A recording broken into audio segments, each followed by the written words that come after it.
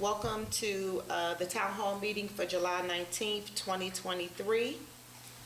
I'd like to call to order this meeting. Please stand for the salute of the flag. I pledge allegiance to the flag of the United States of America and to the republic for which it stands, one nation, under God, indivisible, with liberty and justice for all. Thank you, everyone. I would like, on July 11th, a cherished business owner of Ebony Inn, Mr. Tommy Broadwater, passed away. Please join me in a moment of silence to reflect on all the wonderful contributions he made to the town of the Fairmount Heights.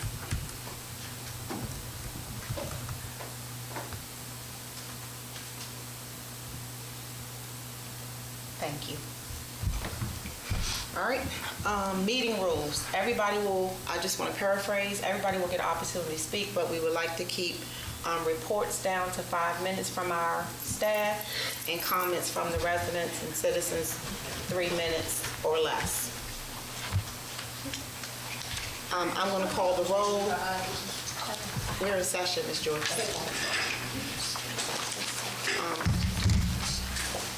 Vice Chair Barnhart. Present. Councilwoman Lethwich. Present. Councilwoman Brianna White. Present. Councilwoman Kamisha St. John. Present. Councilwoman Wood Dotson. Here. Councilmember Oscar. And I'm present. Approval of the minutes. Did everybody get an opportunity to review the meeting minutes? Dr. Span just sent them to us today, so you may not have gotten an opportunity. So we will table this until the next meeting. Chief, would you like to do your report, please?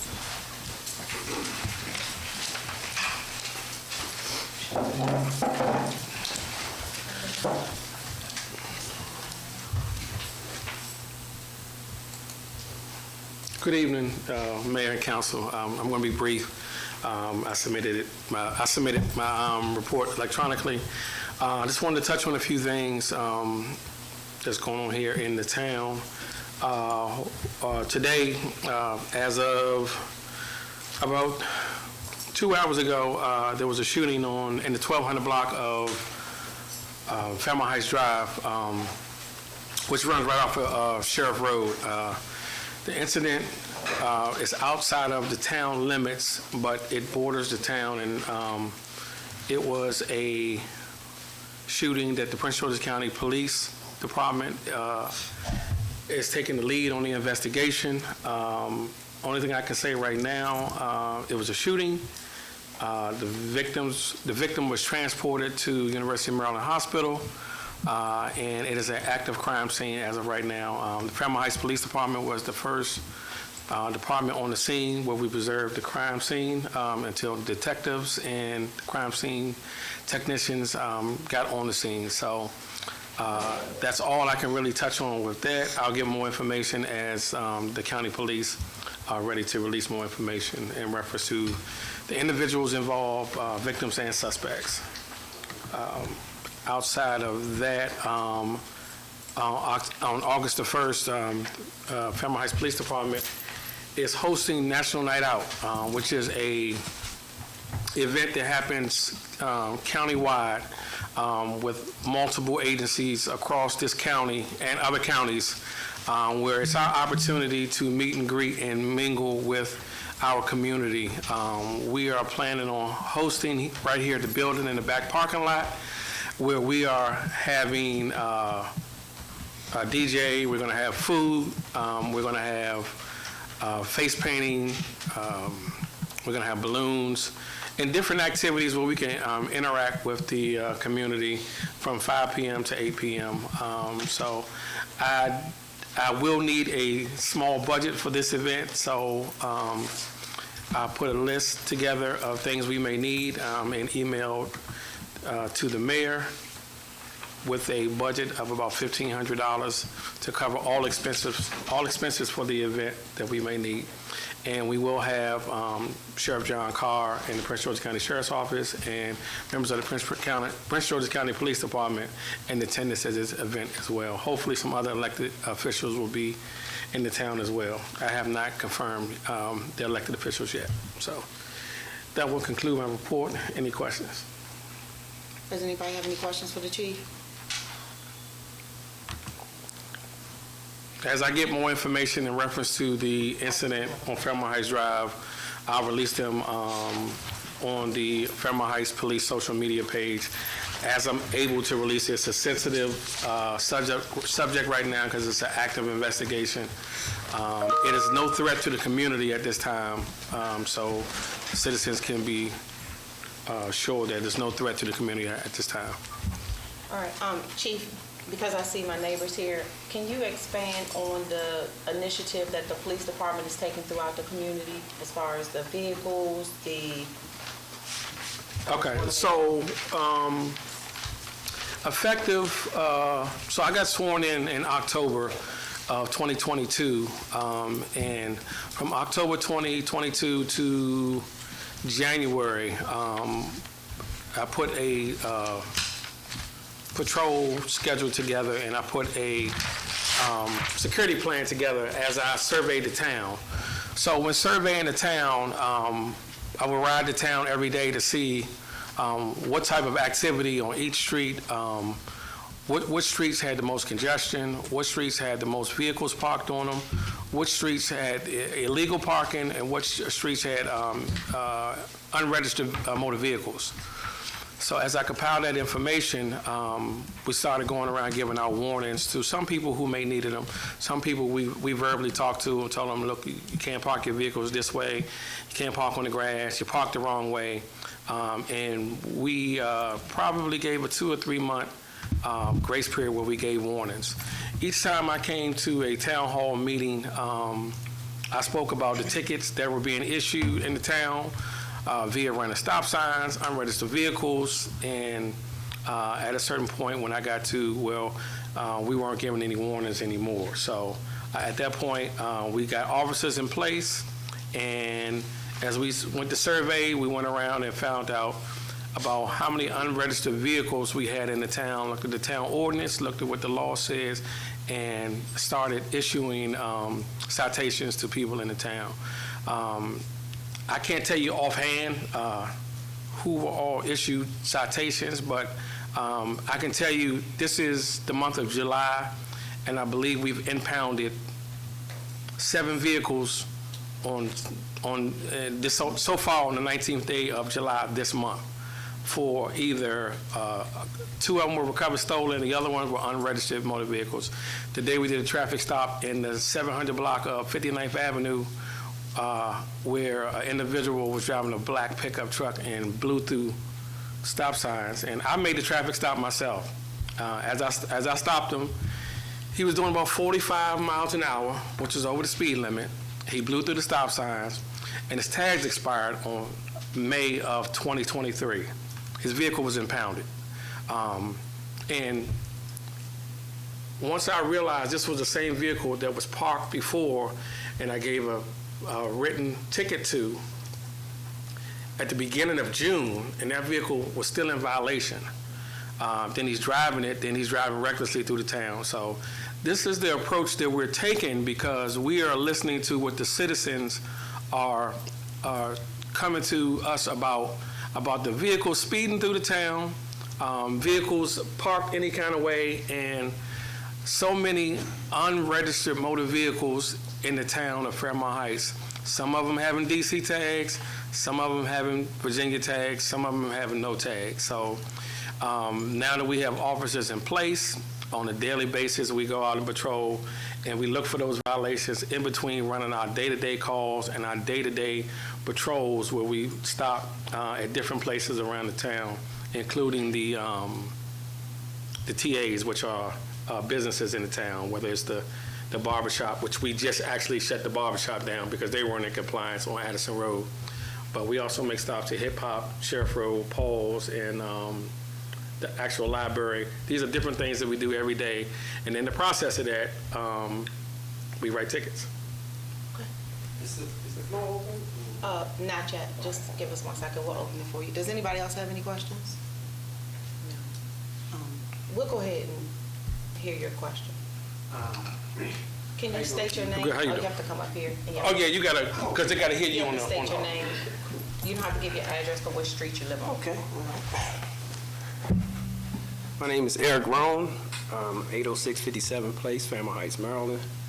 Been a resident for 16 years. I would like to start by saying I think that the goal here is to create a family environment for Fairmount Heights. And in order to reach that goal, I think we should, there are a lot of policies, like the policy you just spoke of.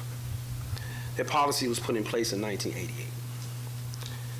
And where I'm going with this is that there's a lot of things that have changed since 1988. We're talking 30-some odd years. Perfect example, mostly everybody works from home. And I noticed that you spoke about unregistered vehicles. So the policies put in place for abandoned cars and unregistered vehicles. So back to what I was saying in reference to, a lot of people work from home because of COVID. So it's stated that your car have to be moved in 72 hours. Perfect example. Things have changed since 1988. We have a lot of elderly people that that live in this community that cannot come outside in the heat and move their car every 3 days. You have people that take vacations for 7 days. So if I take a vacation on a Monday, when I come back, I'm gonna have a $58 ticket on that Wednesday. As long as you get 3 minutes. Okay, I got you. How many minutes do I have left? 2. Okay, good. I'll make it short. So I can't move my car from Barbados.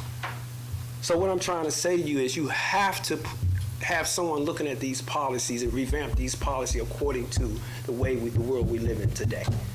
Okay? I noticed that you said something about, and that means when your sticker's expired, that means it's unregistered, right?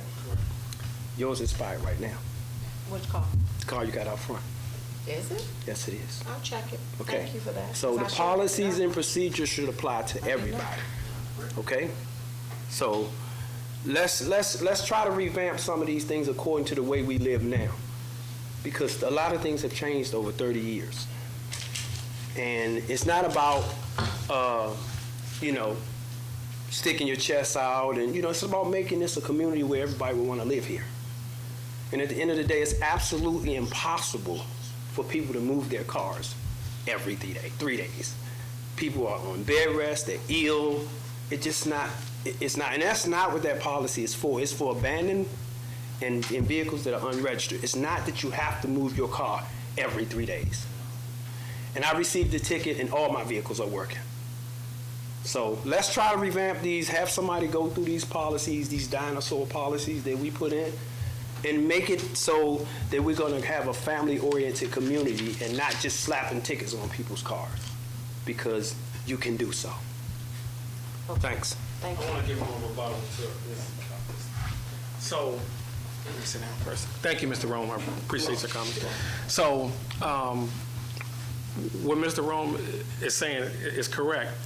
That's not why the ordinance or the policy was put in place. It was for people who left abandoned vehicles in the town. They got them from somewhere else. I'm going to keep it in front of my house. That is. But it states the vehicle must be moved 72 hours. So if that's something that the citizens and the council and the mayor, you guys want to review, I'm all for it. Let's sit down and come up with a collective plan. But at the same time, the vehicles, this at Fairmount Heights, we got 2 junkyards, 3 already. We don't need 4. So part of the problem that we were dealing with here in the town is it's a dumping ground. Part of when I came and interviewed for this job, some of these council members saying that the people are illegally dumping in this town and they're abandoning cars. That was check 1 and check 2 for me. We're going to figure out what this problem is, and we're going to tackle it head on. Not directly at you, but we going all around the town. So if it's something that we need to tighten up and we can sit down together and come up with a little more, say, you said it was written in '88, with a little bit more benefit of the doubt. I get what you're saying about being out of town. I go out of town and my car doesn't move, and I get it about some of the seniors who maybe cannot move. The law's not set up to punish them or punish you for that. It's set up so that this town doesn't become a dumping ground. Or everybody riding down the street, we got a whole bunch of broken down cars. Lena, it's bringing down the property value. You guys, you work hard for what you have. We want the value to skyrocket, not just be like any other town. So that's our overall goal, is to make sure that we get around, and we're doing it. You go around here, we are removing a lot. We are getting the streets paved. We're putting speed bumps up. It is improvement going on from top to bottom. And part of that process is we got to clean it up all the way around. But at the same time, let's sit under the table together and come up with a plan where you don't feel like that you're being attacked or anything, and say, look, this part didn't work, but this part will, and let's come together and make it happen. But again, until you come here tonight and what your grievance is, the council and the mayor, they don't know what your grievances are. This is why we have to be more active as a community to come in here and talk about what's going on and what's going to benefit us as homeowners, because everybody here on this council lives here. You live here. Let's come together. I come in here every day. So it's in my best interest to make things work for everybody so we can all police and live in this town and make it one of the better towns in this county. So if we can do that, y'all can come up with some type of resolution and we can sit down and go over the ordinances. Let's do it. Thank you, Chief. Does anybody else have any Yeah, questions? just a quick question. I have not too clear on that particular ordinance. Is the vehicle in violation when it is tagged as abandoned, or it's just if you don't move your vehicle in 3 days? So I'll send out an email tomorrow of the ordinance. It's in the town's ordinance way before I got here. But as we go through and we review it, we was like, So when Mr. Pinckney and I, we were all trying to identify what are we going to do with these abandoned cars. As myself and Sergeant Morris, we go through, we look through the ordinances, say, okay, well, here's one thing. These vehicles are sitting around too long. They're supposed to be moved every 72 hours. Who wrote that? I don't know. I don't know who wrote it, but that I know why it was put in place so people wouldn't just pile up cars on the street. So now you got one household with 7 cars piled up on the street where nobody else can park, and only 2 of them out of the 7 run. That's why the ordinance was put in place. So Isn't that better than residents? exactly. So that's why it was put in place. But I mean, I was way before my time. Does So I anybody? think, I also just want to comment, so I think more of a clarifying question is, so in the ordinance, it doesn't specify if it's If it's registered, vandalized or no, registered, or no. it's just If it doesn't have to 72 be not registered or not. If it's not registered, it's gone. That's so I can tell you that up front. If it's a vehicle that's sitting on the street in the town of Fairmount Heights, and me or one of my officers approach it and it's not registered, it's going to be towed. That's what the law is. That's what it is. We're going to get it off. So, but if it's registered and it just hadn't moved, this is the part that we need to work on then, to come to a conclusion where, okay, well, he worked from home every day. He probably ain't had a chance to get out. And we got to have a little give and take on our side as well. And I'm telling you, I'm the chief of this department, and we will have give and take. If I understand that, okay, now they working from home, they ain't moved, they on vacation, we get it. I get it. But if it's just something that this car been sitting right here for 2 months and they move, then we're gonna have a violation. So, Are there any more questions for the chief? Thank you, Chief. okay. Go ahead. No, Oh, we have to wait for Mr. Pinckney to report. I'll get to you, Cole. Mr. Pinckney for code enforcement.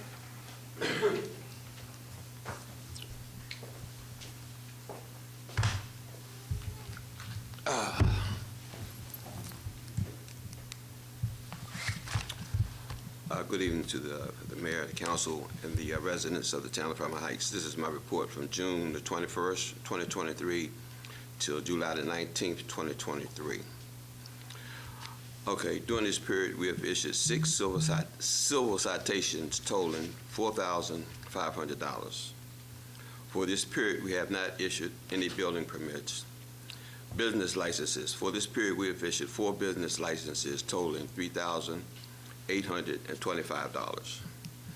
We have issued 1 rental license totaling $100. Stop work orders. For this period, our office have issued 4 stop work orders for businesses without business licenses. After placing stop work orders on 3 of these businesses, after placing stop work orders on these 4 businesses, 3 of these businesses have came in and obtained their business licenses. For the month of June 21st to July the 19th, excuse me, we have issued 25 corrective action notices. 13 of these violations have been corrected. Public Works, excuse me. Mrs. Baker at 5704 J Street, she wants the Public Works Department to trim some of the overgrown branches over the fence behind the rear of her property. She is one of our senior citizens, and I think this is something that the town could look into. She mentioned it to me that in the past, someone from Public Works has been cutting the branches from behind her house. This is a picture of her house right here, and she's talking about the branches in the back. I think it bucks up to the the park off of Cove Street. But where her house is, you can't get through there. And I think she must be like 80 or 90 years old. So she asked me to ask the council if they could look into maybe helping her out. So I would address, excuse me. Okay, last week, Councilman Dawson asked me to look into the property at 708 59th Avenue. On the 12th of July, the next day, I talked to the owner, Mr. Greg White, and he sent me a text saying he decided not to close on this property. He had bought the property through an auction, but he decided not to close on it. But he gave me the agent's name of Mr. Jeffrey Stein. I called, excuse me, I called Mr. Stein, and he stated that he was out of the country for vacation, but he would get back with me. He got back with me on Monday, and he stated that he needed the pictures. I sent him the pictures of the abandoned car where somebody had taken the engine out, picture of 2 motorcycles. Thank you, my friend. 2 motorcycles, and he said he would get, wait a minute. He said he got it, will forward the information to the owner, and they would take care of it. In the interim, Councilman Doxson called me on yesterday complaining about the different poison ivory and all of that in the backyard. I went out with the Public Works Supervisor along with one of the workers, and I asked them if they would trim some of the vegetation down, and they did. But because, what is wrong with my throat?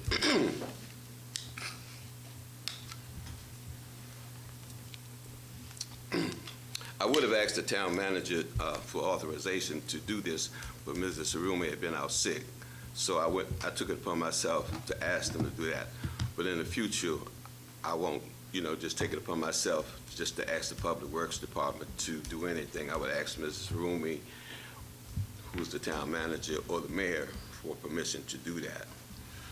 In addition, one of our residents called me late today asking about a flyer that we can send out asking residents to put their trash cans back in their backyard after the trash pickup, maybe 2 hours or when they come home that evening. I have some flyers that was back in my office from a couple years ago, but I would need the council to approve Public Works distributing these flyers.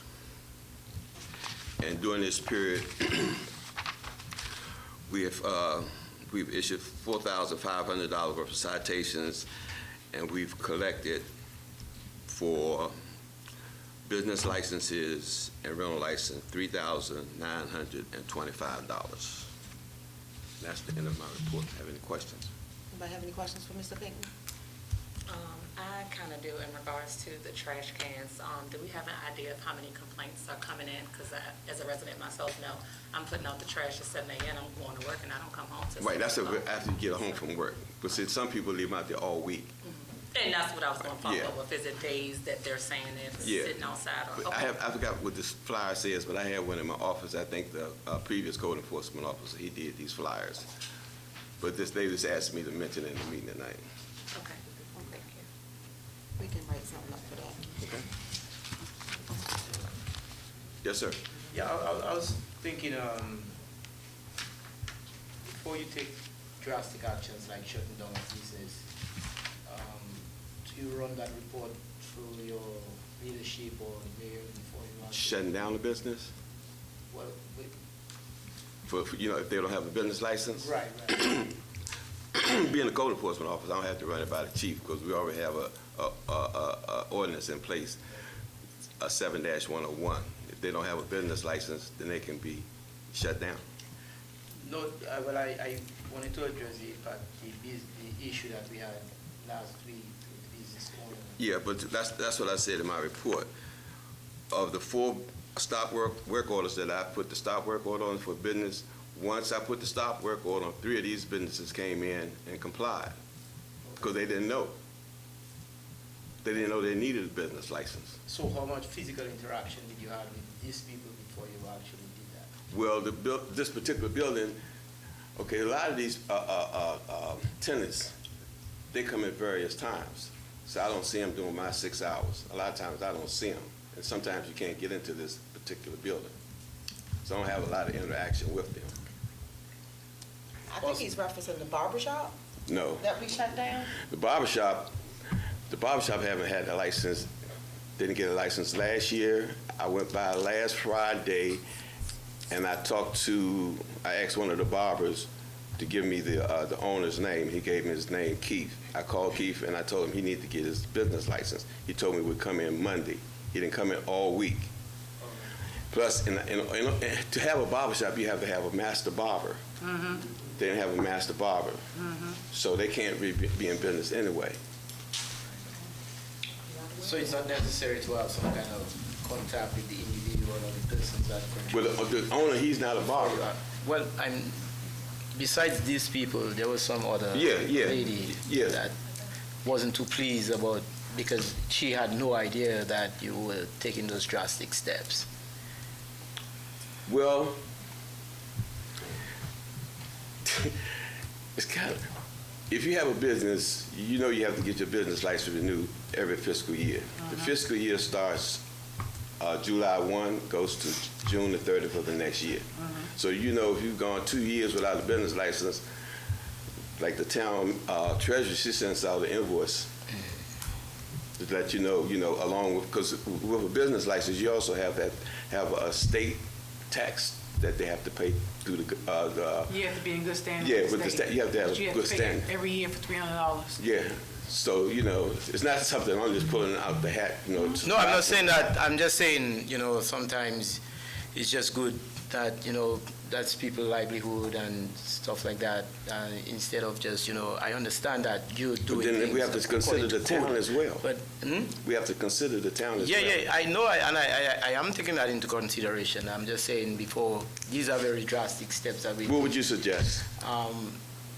Like I said, at least some physical interaction with the owners so that they're aware of what's going to happen, and this will not take them by surprise or off guard, so that when you actually they get that particular order, they know where it's coming from. Okay. So are you saying after the letter that's sent from the town treasurer, still make contact after that? Well, sometimes the letter could be sent, yes. How certain are we that they got the letter and read the letter? We can assume that they did. But I'm just saying that, just out of, It's a courtesy knock, but you just say after. yeah. Hey, look, the next few days, we're going to suspend your license if you don't come through and make a payment. Come through and make a payment, yeah. I think that's something the council would have to agree Yeah. to. After how long? I mean, if you haven't had a license in 2 years, Exactly. Why are we still so giving these such people haven't had a So why is license. it being dragged on for 2 years then? Okay, they haven't Wow. had a license in 2 years. The same, it's like with Addison Road Apartment. They haven't had a license in 2 years. I put stop work order on that place but they have a person that bought this whole apartment complex. So you're dealing with an office manager that don't have any contact with the owner, really, because we had to go out there because the grass was like almost 4 feet high, because he wouldn't hire a landscaper to come and cut the grass. Right. So he didn't pay he didn't renew. We have 504, 506, and 508 62nd Avenue, which is in the town of Fairmount Heights. The rest of it is in Seat Pleasant. So what warrant that grace period of 2 years? He just didn't pay. And you didn't do anything? Well, we couldn't. Only thing I could do is just, during that period, we just found out that we did have an ordinance in place where we can put a stop work order on for a business. That's why I'm saying at this point, it probably would necessitate some kind of interaction with the owner to let them understand, well, it's been 2 years, this is what's going to happen. Can we, as a clarifier, when you go put a stop work order on the door of these businesses, do you go with the chief or do you go alone? I go by myself. Okay. The only reason I went this time because Mrs. Walker had put the invoices on my desk, the ones that was for fiscal year 2020, 23, and for 24. And she just stated, we shouldn't give these licenses out for 2024 until the ones for 2023 was paid. So when I saw the ones for 2023, that's when I went out and put the stop work orders for a business. I would like to remind the council that during work session is when you ask all of these questions. When we're at the town meeting, we just want to do the meeting, ask a few questions here, but when we want to ask these types of questions during work session, okay? Just remember that for going forward. Does anybody have any more questions for Mr. Pinckney? Okay. Go ahead. I'm sorry, Mr. Brown, you have to not interrupt the meeting. I'm very sorry. Are you? I'm Thank finished. you. All right, so we've done code enforcement. Town managers. A quick interruption. We need to amend the agenda to include in new business procurement of a car for code enforcement.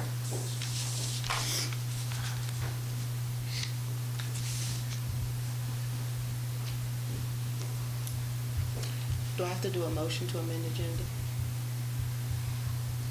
All right, and I would also like to add under new business, a motion to finance National Night Out. Or you want me to make the motion all together? Yes, Okay. please. I would like to make a motion to add to new business the procurement of a car for code enforcement, a new car, as well as financing for National Night Out to take place on August the 1st. A second. So Barnhart second, I made the motion, White made the motion. All in favor? All in favor? Aye. Ayes have it. All right, Councilwoman, Vice Chair Barnhart, will you read the treasurer's report? I'm sorry, town manager's report. Or Dr. Span, do you have it up? I never received it as well. So we're gonna table the town manager's report. She had been out sick, so we did not receive her report for this month. Treasurer's report? She was sick last week too. She was also sick last week. Yes. Okay. She had death in the family last week, remember?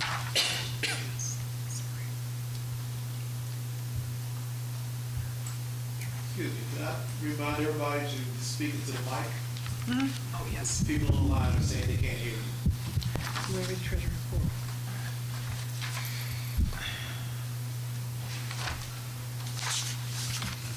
Okay.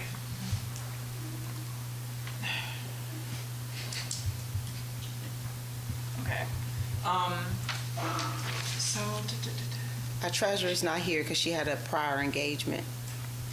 where are cell titles?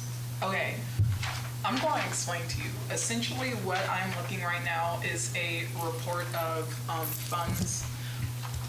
The thing is, this usually, it usually comes with like titles, so like money we have over, things like that. I have to go back. Sorry, let me.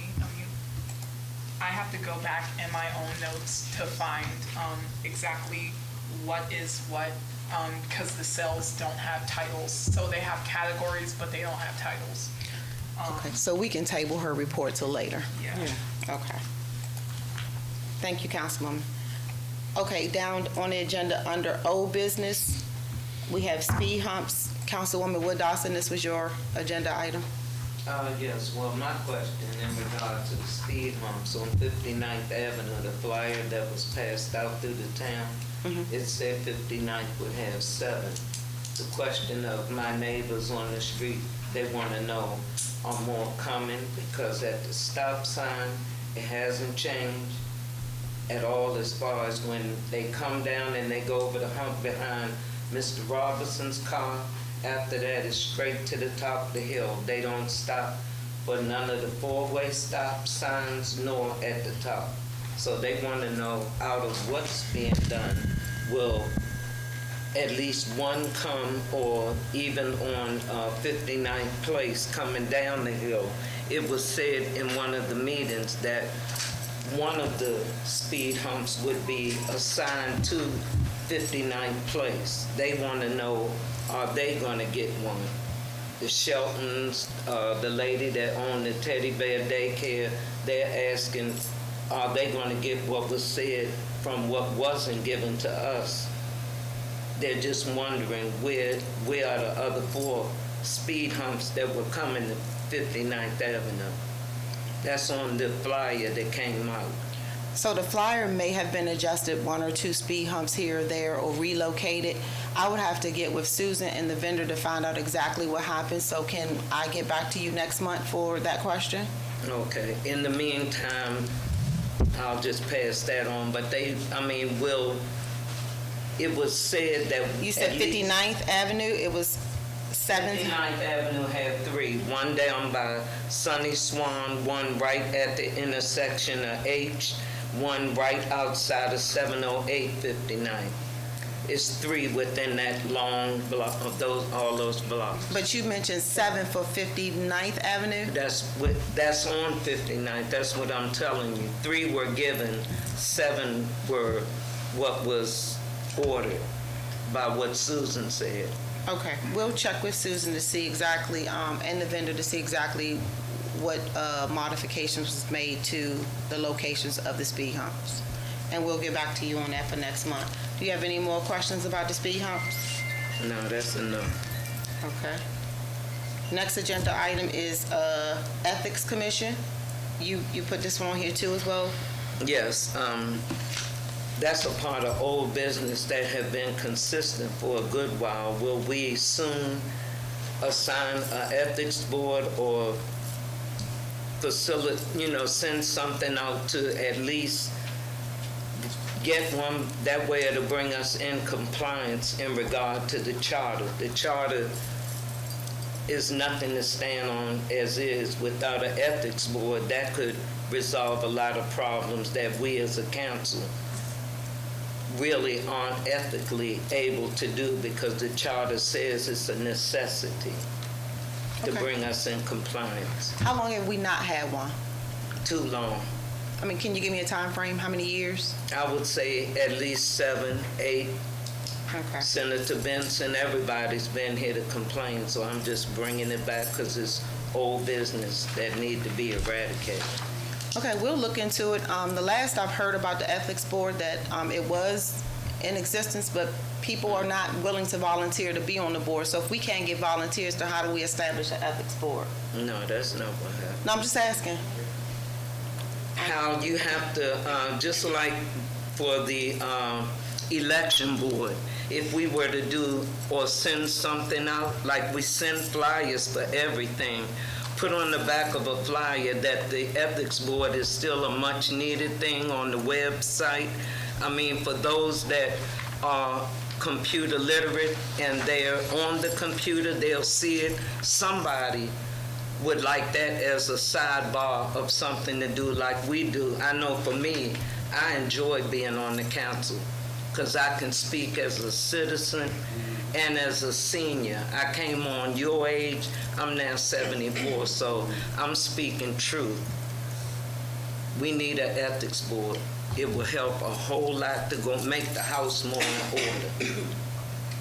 Okay. I don't disagree with that.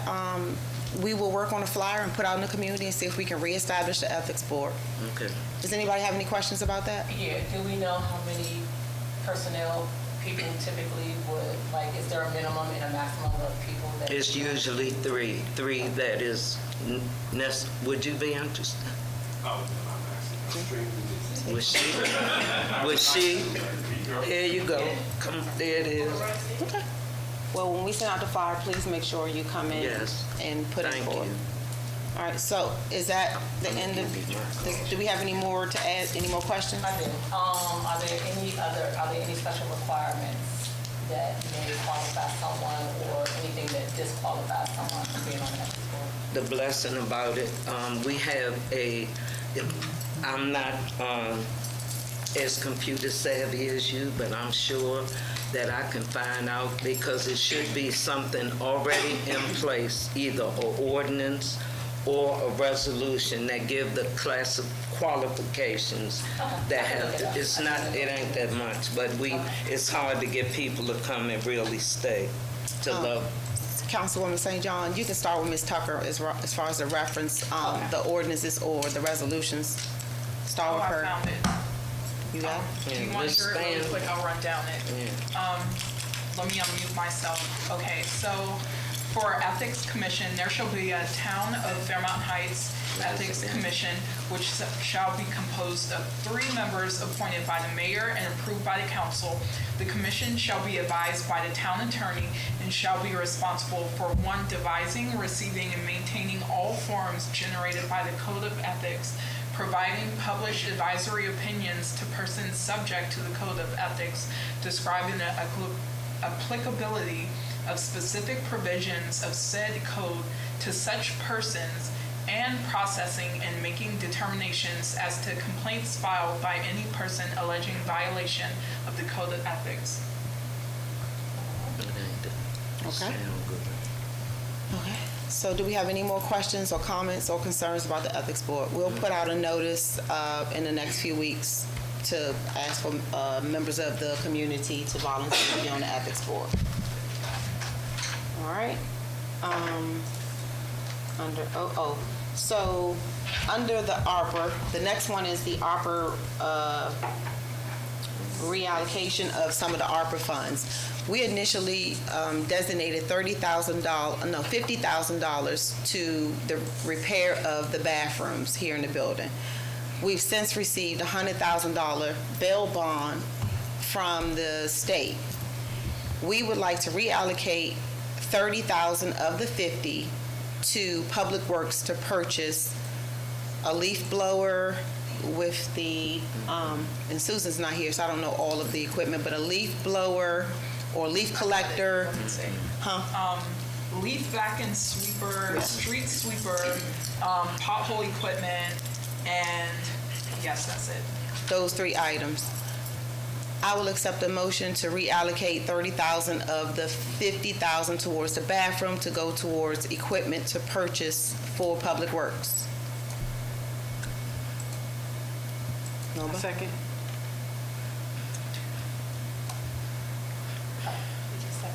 A second. You say.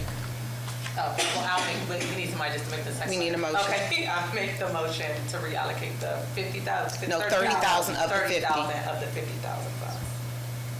A second. Thank you. All in favor? Aye. Aye. I gotta take a vote? Yeah, Not everyone. I'm sorry. yeah, you have to take a vote. Okay, so Councilmember Wood Dawson, your vote? I recuse myself. Okay, thank you. Leftwich, Councilwoman Leftwich? I vote in favor of it. Thank you. Councilwoman St. John? I'm in favor. I haven't had anything to go against it. Thank you. Councilman Oscar? Aye. Thank you. Councilwoman White? Aye. Councilwoman Barnhart? Aye. And I say aye too. The ayes have it. And the bathrooms got told. Thank you. Like he would stop. All right, under new business, this one is from you, Councilwoman St. John, the request for a subscription to Canva. Yes, so we kind of talked about this in the work session. So for the Canvas subscription, just for us to be able to have a tool to utilize, being able to create all of our communications and templates, something that we can cross-functionally work across. The one, is it 112, I believe? Yes, the $112.99 would save us on an annual subscription versus $12.99 a month. But for the $112.99 for an annual fee, that will give us all the use of that, and we would be able to just basically function those, and that will come from the communications budget if approved. Okay. I'll accept a motion to pay for subscription to Canva.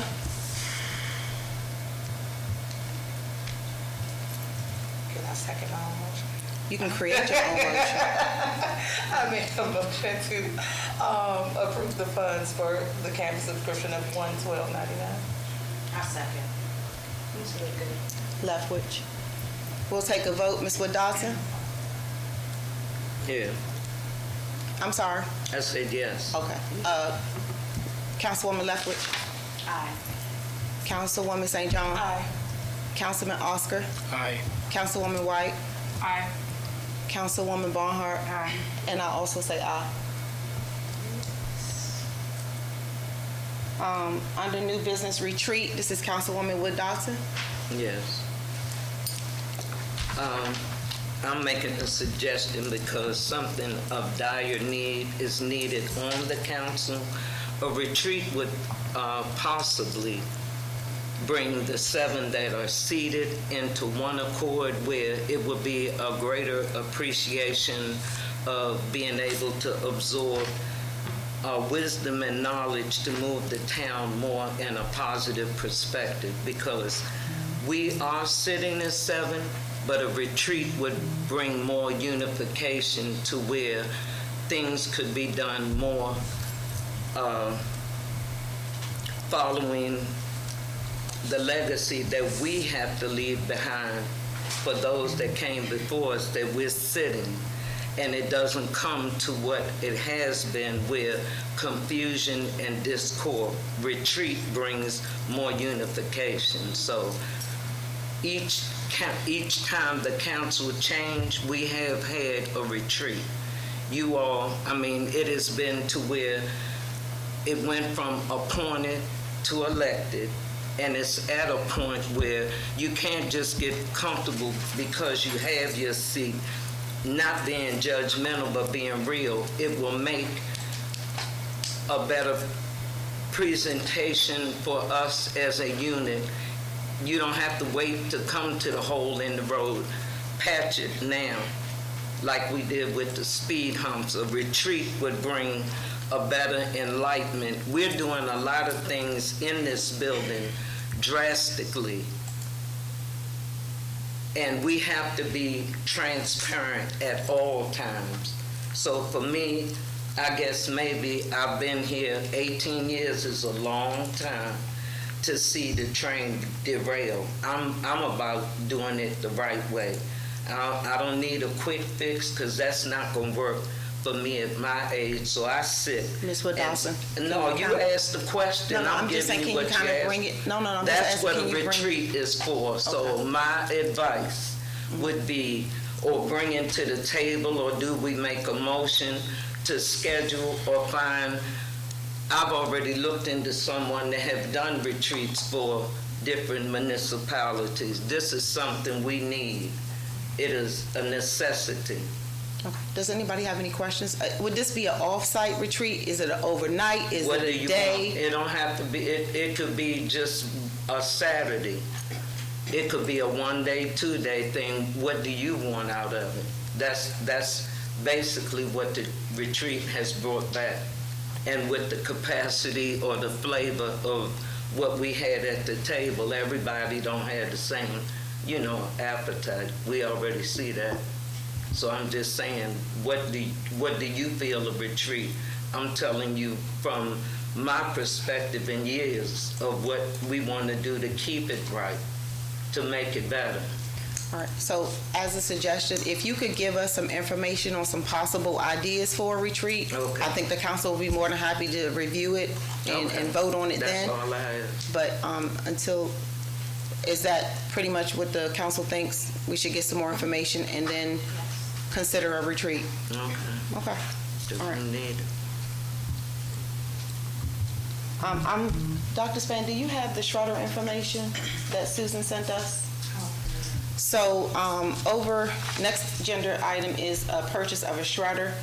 Over this last week, we've been cleaning out the building, destroying old documents, and the shredder we had, which was a very small shredder, is not designed for the amount of work that we need a shredder for. It died, it caught on fire. So we need to purchase, it was smoking, it wasn't on fire, but it was smoking. So it was thrown away. We need to purchase a new shredder, a commercial shredder for the building. What kind of documents are we shredding? Old documents. I'm cleaning out file cabinets from documents from 2002. Old documents. Are They according to the list of how long we can retain them, we don't need to retain them after 3 years. Are they scanned in somewhere? They're old. Some stuff is old bank documents. Some stuff is just not even relevant to this time. It's just a lot of old documents around here. And I just went through 2 file cabinets. But we need a shredder regardless of the documents. We still need a shredder to shred documents that the town may have. You have a question? Yes, ma'am. With everything being shredded, as far as us being a historical, what does historical preservation say in regard to our documents? What is the... I can answer that question later. I'm not shredding any historical documents. I'm only shredding old bank statements. No, I'm not shredding any policies or procedures or ordinance or resolutions. None of that, just old documents that previous administrations just thought to hold on to them. They put them in a folder and left them there for years. But that's what makes history. Ms. Wood-Dawson, if you would like to go through every document, I can assure you the stuff that I'm looking at is not history. It's just old town documents. But I will allow you to look through every piece before we shred it. I don't choose to look through every piece, but when the election board did it, got rid of a lot. I have a list of what we must retain and what we can destroy. I mean, we don't archive everything for forever. Some things can be destroyed. But if we don't clean up this town and I can't get into it, but if you go back there, we can take a look after the meeting. I can show you some of the documents that need to be destroyed the correct way with a shredder. So what were the prices on the shredders? Well, you have one that's up. I don't know if they can hear me. Okay, yeah. So there is one shredder, the price is $1,379.61. Is a cross-cut commercial office paper shredder, heavy duty, continuous operation, 14 to 7 sheet feed, so that's how many you can put in at a time, 32-gallon bin, shreds, staples, credit cards. It's a commercial shredder. And it should have been 2 more. Yeah, let me read it. So the second one is $2,085. This one is a 22 to 25 sheet maximum at a time. So the last one was 17, 18 or something like that. This is also a 32-gallon bin. And it shreds through staples, paper clips, credit cards, CDs, and DVDs. Yes. And then the next one. Can you all hear me online? I'm going soon. Okay. The next one, this is the most expensive at $2,699.99. This one is it has an automatic oiler, so there's no maintenance involved in it. Continuous operation, 24 to 26 sheet feed, 44 gallons. So it's quite large. And it's Right. cross-cut as well. And I also want to reiterate, the majority of the documents that we will keep will be scanned and put in the cloud, will be scanned and put online. So they'll be in the cloud. We're not just destroying everything, just so we're clear on that. We're going to scan and put them on the cloud. All right, I'll accept the motion to purchase a shredder for the building. We have to discuss which one would be I most in favor. think the $1,000 one will be suffice. Yeah, I agree. Can I ask a question too first? Sorry. So have we considered before doing a purchase, because I'm assuming if we're going to be doing like a mass cleaning, shredding, all that stuff, we're doing a whole bunch of bulk stuff, which we would definitely need a shredder like this to support that. But going forward, if we're going to scan documents and keep everything more eco-friendly, if you will, have we looked into possibly just having a company come to get the documents to shred it and then get a even cheaper shredder? Or Well, the problem is that we still will need a day-to-day a shredder for day-to-day operations. So, and we need one that's a secure shredder that does the cross-cut, so that when we do shred documents, nobody can go through our trash, tape it all together, and be able to read our documents. So we need a shredder for the office. But I don't disagree with, if we have a lot of papers we need to shred, I don't disagree with hiring a company to come in and pick it up. Any more questions? Go ahead. I think there needs to be more comments, because I do kind of agree. You know, at my job, we have a bunch of documents. We have someone pick them up. If we get in front of this, so if we do like a bulk termination of these documents, and then we, you know, after that, we shouldn't have like these huge stacks of paper where we would need to have something as expensive as like a, you know, like a 32-gallon cross-cut. Yeah. $500 one. Yeah. Because this obviously we would need. You say we wouldn't need a commercial shredder anymore. We would definitely need a commercial shredder for the amount of, we need a commercial shredder for this business. This is a business. We do shred things. We cannot have a small desk-side shredder. That's what we had previously. We have to upgrade to a larger shredder. But we understand that. We're just saying, do we need a commercial shredder that costs over $1,000? Any regular shredder could have the capacity to shred our daily needs and not have to, we don't have to spend that much money on a commercial shredder if we're not going to be using bulk shredding anymore. We'll research. I can table this until I'll research another shredder, a smaller shredder, but I don't think it's going to meet our operational needs, but I will be more than happy to go back and research a smaller shredder. Okay. I agree. We still don't want to get a show and then it break in 8 months and then we got to get another one. So I mean, we can look at the specs. Because I'm seeing cheaper ones from the same company on Staples, and they're just like a bit smaller, like 18 gallons isn't, you know, I don't think we're going to need anything, you know, above like 20, is just what I'm saying. And it would be 100, it would be under 1,000. Okay, I could go back to the table to research more shredders. And what's the price range, just so I'll stay within that price range? Because it seems to be that's the issue, the price or the size.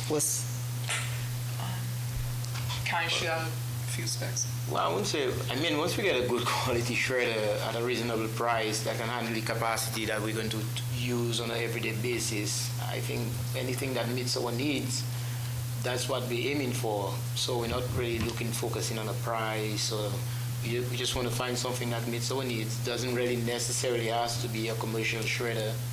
And It most definitely has to be a commercial shredder because of the business that we're in. We have to have a cross-cut commercial shredder. But maybe I can find one cheaper and smaller. Okay, well, commercial would, there are several shredders that can do cross-cut and not be commercial, if that's what the concern is. The commercial really is how much you can actually feed at any given time. So you can, it has the capacity to take more paper at any given time than the regular shredder. So if those smaller shredders, you'll have to put like 2 or 3, but the commercial you can put 22 sheets. So that's what we're looking at. And that's Have you seen all the paper around here? Well, I'm saying, We might need that one. But okay, I'll table this and provide the council with additional information on another type of shredder. All right. The Civic Plus project, that's you, Councilwoman St. John. All right. Most of the information I'm actually going to be saving for my report, but I wanted to put this on new agenda because there were two topics that I needed clarity on before we could move forward. So the first, I know there had kind of been talk before about revising the town logo. So I just wanted to know before going forward if that was something else that was still being discussed, that we decide we will leave it as it is. Is that something we still wanted to consider? That's the first thing. And do you want me to go to the second first, or did you guys want to answer that part first? I'm sorry, repeat the question. So the town logo, our actual logo, now that we're going to be rebranding the website, are we going to keep the town logo as it is? And as of currently right now, we have kind of that yellow and blue logo, and then we have the blue and white logo. Did we want to use those, or did we want to come up and have something else created? Because that's going to go along with the branding going forward. So once we do that, our colors and themes and stuff will be based off of that. So we don't want to get all of that in the works, and then we end up changing the logo down the line, which would have us redoing things all over again. I think that's a council decision. What do you guys think? And I have no matter in to say whether it stays the same or changes. I don't care. To be honest, it would be easier to leave it as it is. But if we want to change it. If anything, it would still be, it would still be our official seal, but we would have another logo. Now we can like tweak some things on the seal, if everyone likes to. I would like to, but yeah, right now we're using the seal as the logo. So the seal that goes on memos, letters, official documents, we're also using as a logo. Right. So some towns, most people have moved away from using seals altogether, but because we are a government, it's imperative that we do actually have a seal. So this will stay in some capacity. But yes, we probably need a logo, y'all. Okay. Okay. So how soon do we have to get you a definite answer? By the 18th, by the 28th would be ideal for yes or no to 28th of this month? Mm-hmm. Can we still keep the same colors, the yellow and Absolutely. Mm-hmm. Just need to know if we're going to use the seal as the logo or not.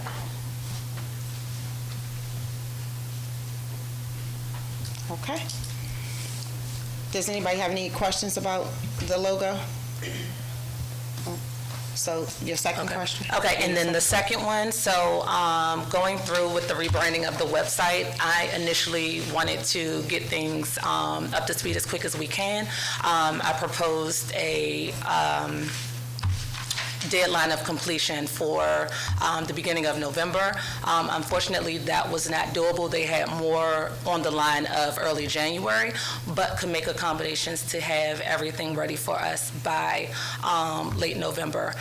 There are no extra costs or anything to have the process expedited. However, it can just kind of jumble schedules and cause everything to, if we miss an appointment, we miss a lot and we get pushed back anyway. So just needed to find out if we were trying to press time on the deadline for having our website redone, or if it didn't matter, we would keep it towards January. If we want to try to get this up and jump and running as soon as possible, due to the fact that there aren't many working resources, then we would go with the fall Thanksgiving timeline. I would like to push for Thanksgiving because the website is completely outdated and people who need information can't even find anything on that website. So I would definitely like to push for November. Okay, all right. And Does the council agree? online for that? Okay, was that it, Councilwoman? Yes, Okay, thank you. Thank you. All right, so Councilwoman White, the procurement of a vehicle for for code enforcement. Yes, so essentially, I don't know where Mr. Pinckney is. I'm sorry, can you speak into the mic? Mr. Gray can't hear you. All right, someone keeps muting me though when I unmute, so I'm not sure how much of online. I'm unmuted.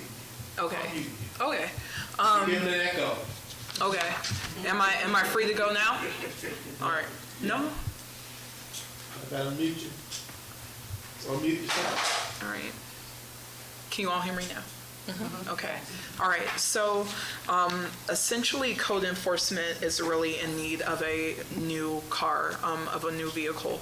The cars he's using right now, and I'm sure the chief can also vouch for this, he brought it up in the past meeting, but the cars are unreliable. We're having to fix them. He's going in between cars, which is really a money drain.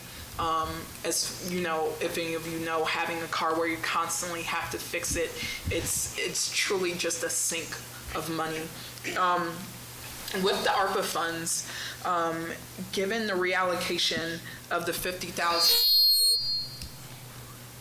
sorry, I'm just going to speak louder. I'm on mute online, but given the ARPA funds, and the reallocation of the $27,600 for public works from the bathroom fund, given the bond we have for the bathroom, a Chevy Bolt for code enforcement would be about $23,000. A 2020 to 2023. We would have just enough money left over from the allocation to spend it on a car for code enforcement. At this point, I just think we need a new car for that department altogether. I'm welcome to hear any comments anyone has on that as well. Is a Chevy Volt electric car? Mm-hmm. Okay. It is an electric car. And I'm sure because Mr. Pinkney is in here, Chief, would you like to add anything?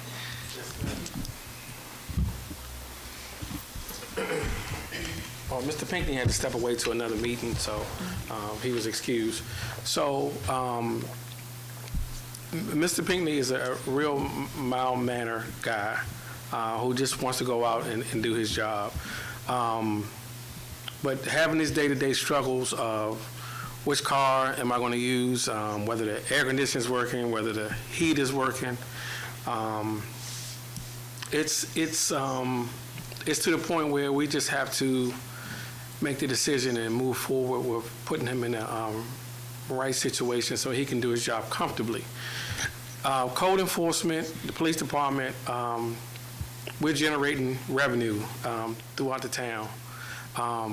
He needs to be able to ride around and don't have to have the windows down, sweating. Mr. Pinkney's a little older. He has a couple of things health-wise that he has to deal with on a regular basis, and we just don't want anything to, if he's got to be to where we don't want him having a heat stroke be the issue that he's going to have or whatever, or in the wintertime that he's freezing to death, he got to ride around with his coat, his hat, and gloves on, which also happened this past winter. So if the council and the mayor can see in the budget, if we are able to, the Chevy Bolt or whatever we decide to come up with, do it sooner than later so we can get it in place, get it here, put the order in, get it tagged, titled, and registered, and then put him on the road in something that's safe. These cars that he's been driving, they're older vehicles, and they're just going to continue to incur more money to keep them on the road. So outside of being a pool vehicle, which a pool vehicle is designed to drive 1 or 2 days while your main vehicle is being serviced, but this on a day-to-day riding around the town for 6, 7, 8 hours a day, it's just not going to be suitable. So you guys can listen to the other suggestions and come up with a plan to get him in a new vehicle. And when I say new, I'm not sure if it's a brand new vehicle or if it's a new used vehicle with low mileage or whatever the case may be, something that's under warranty and certified, then we can go that route. But we do need to get him in a newer vehicle. All right. So you would like to take, so we reallocated out of the 50,000, we reallocated 30,000 to public works for equipment. The other 20,000 is what you want to use to purchase a vehicle for Mr. Pinkney. Yes. I think it needs to be done. The gas meter on the car he's currently in doesn't even work. It tells like it tells him he has more gas than he does. No, he was driving the white Dodge. Okay. What do we do with the vehicle from Forest Heights? We still have it. That's a pool vehicle, so when we take the vehicles to get service, we took the 2 trucks to have oil change and preventive maintenance done the other day. So while those were being serviced, we used that vehicle for the couple of hours that they were in being serviced. So. Okay. My only concern is we just purchased 3 new vehicles, 2 police vehicles and 1 vehicle for public works. Have we really sat down and talked to Susan to see if it's feasible for the budget right now for a new vehicle? I mean, if we pay right out for it, take that $20,000. If we can get a car under $20,000 and use that money, I don't see an issue. I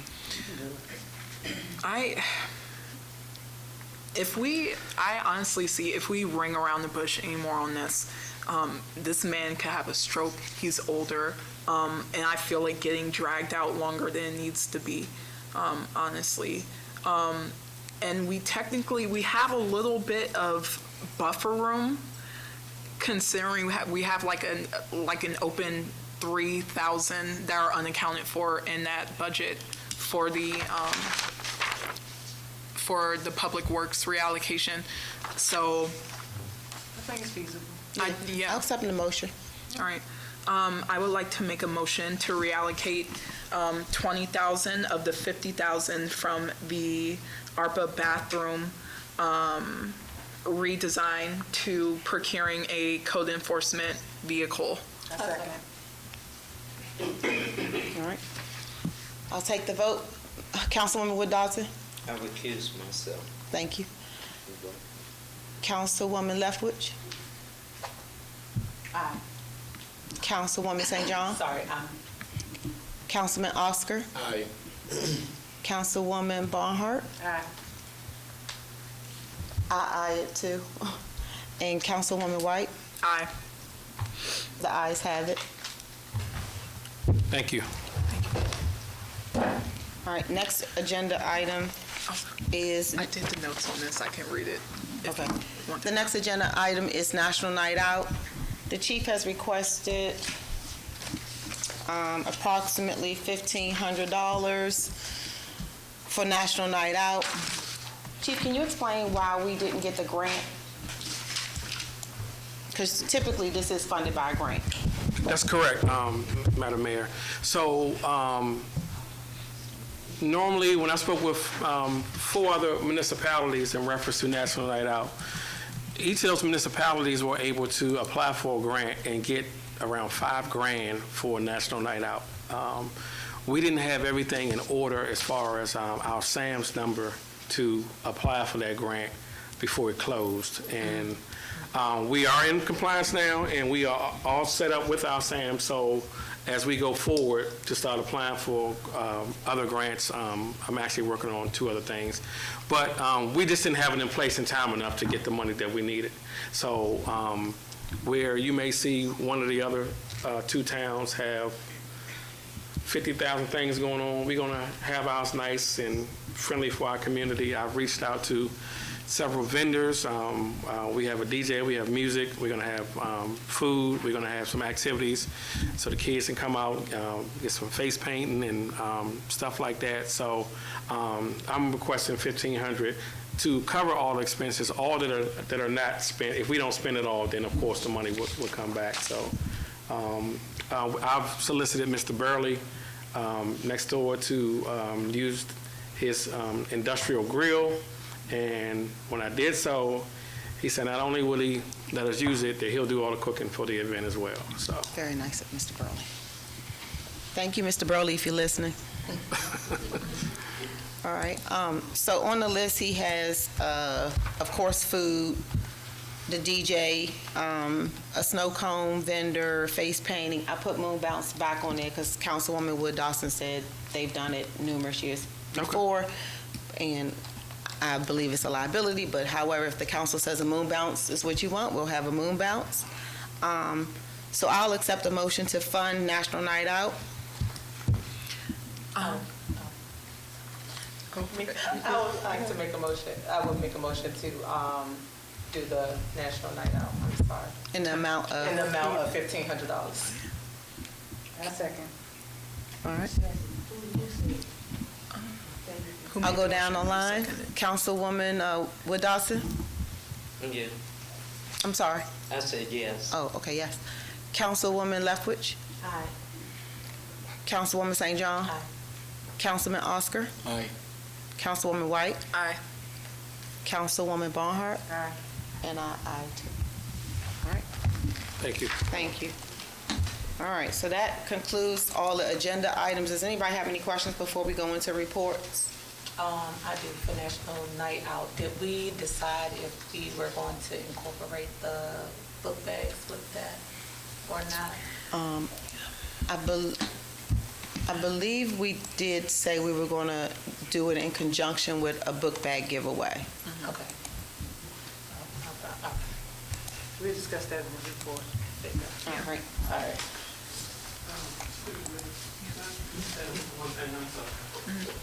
I'm sorry, let's get back on the message just came through. This Saturday, the Masonic Lodge across the street, Fairmount Heights Lodge, this Saturday have reached out to me in reference to some brand new toys that they are going to be distributing for kids in the town or any other town that wants them. My proposal was to do later on during the holiday part of the year a toy giveaway for some underprivileged kids and stuff in the community.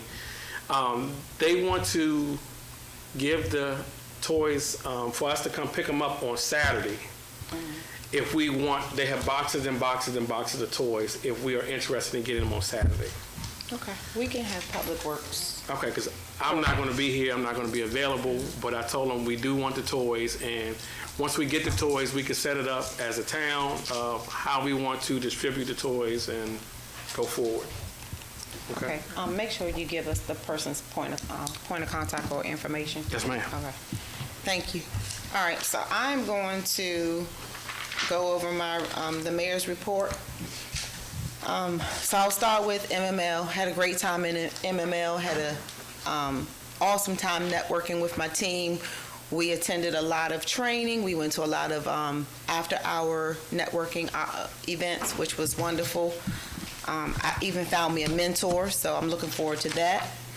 While we were there, we had the opportunity to meet with Congressman Ivey's office to explain some of the needs that the town needs, and they were very receptive to that. I would like to thank all the residents, as far as the speed humps, for your patience while we had those installed and they weren't marked and there were no signs. I appreciate everybody's patience with that. The projects I'm working on, again, I've asked Councilwoman St. John to work on a redesign of the webpage. I've asked Public Works to get a quote to replace all the street signs throughout the community. Councilwoman Leftwich, I'm looking for some grant money to help fund that for the street signs. Oh, okay. If you see anything out there, please let us know. He's also replacing, if you notice, the sign out front is down because the lettering was falling off. Public Works is working on replacing the lettering on that sign. We're soliciting quotes to get 2 digital boards. We're still working on that.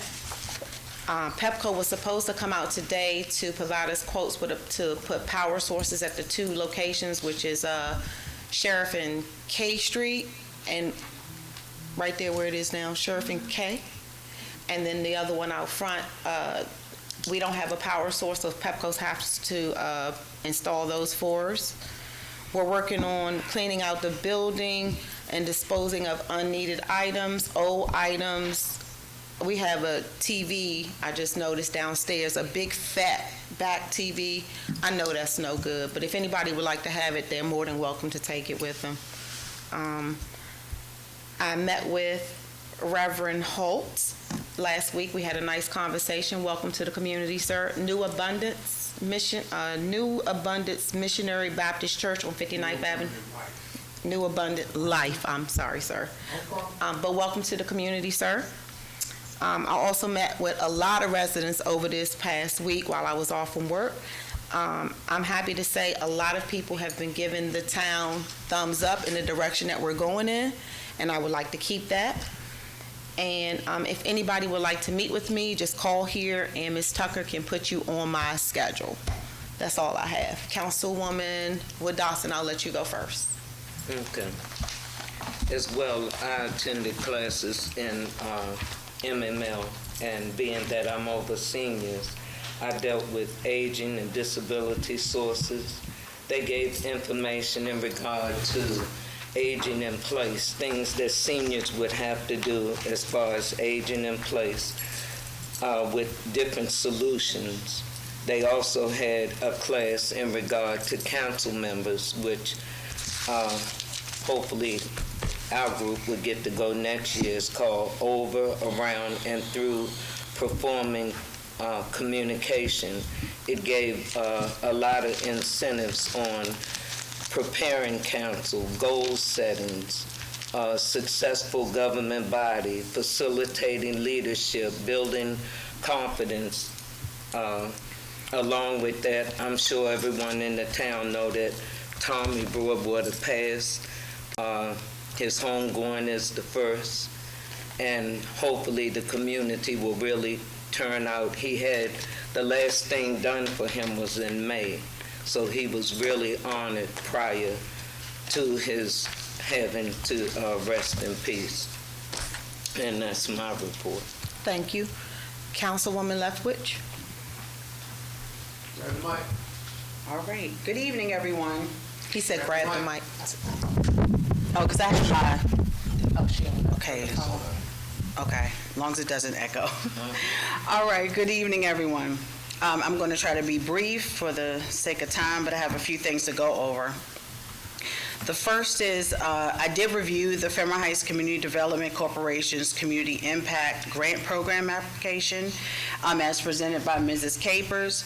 Although we're waiting for a response from the Anacostia watershed regarding the project, there is one concern of the town of Fairmount Heights providing cash or an in-kind support of $2,500 as listed on the application.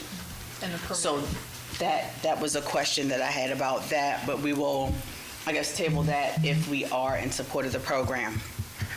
Also, I spoke with Ingrid Williams-Horton, the Director of Community Schools in Prince George's County, yesterday to discuss the possibility of partnering with their office to provide children and their families with programs that could possibly help our town. She has actually numerous partnerships with companies and can be a referral source for partnerships with the town as well. Mrs. Williams-Horton has provided a lead to provide customized food boxes for the town in the future. So that was a good lead. I had the connection for that. Also, I would like to request the mayor and council's consideration in revamping the vacant lots and the vacant dwelling legislation. Since it's listed as a source of revenue for the town, a revision is necessary to adjust the billing dates so it begins at the start of the fiscal year, the same as it is for the business licenses, and the actual property owners can be billed correctly and consistently. It is my understanding that the billing is not taking place, which may be due to the difficulty of tracking and the time it takes to actually bill. I understand that a hearing must take place and revised legislation must be introduced as well. And then next is the ARPA Grant Community Assistance Program. The amount of the program that's allotted is $30,000, and the parameters surrounding the proposed program by the council was the home repair program for seniors or disabled citizens in the town. Just to give a brief overview, this program will give $1,000 in home repairs to 30 residents who meet the qualifications and adhere to the guidelines of the program.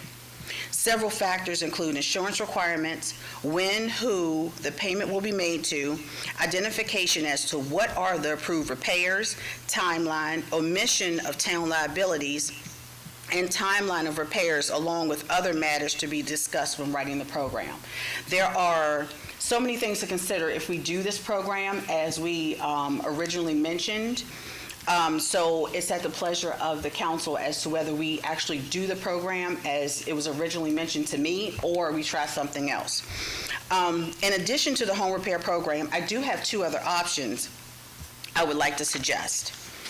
So there are two programs that I would like to put on the table for the council, which are the Mortgage Renters Assistance Program, which would pay $1,000 towards the mortgage rent of a citizen of the town, which of course we would make sure that they are a citizen. If there's no mortgage on the property, the funding may go towards taxes. First come, first served until funding is exhausted, and 30 families could be helped with this program as proposed. Of course, we don't have all the guidelines. This is just a summary for sake of time. The other option, which would be the highest impact, would be providing food gift cards under a food assistance program.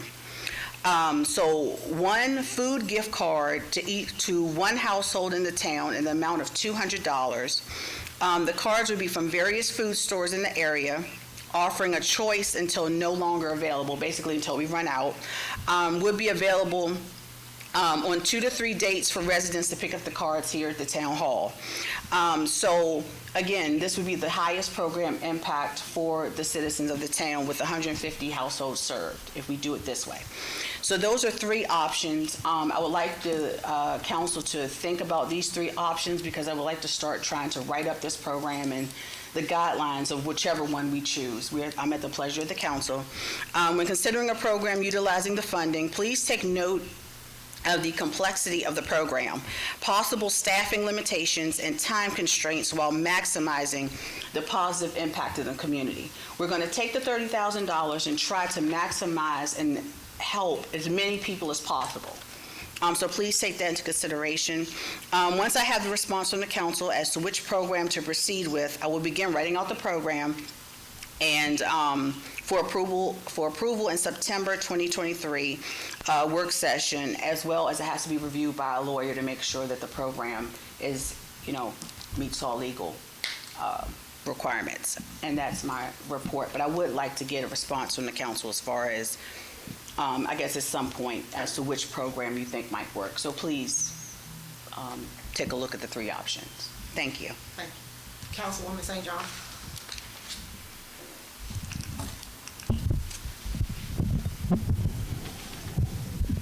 Good evening, everyone.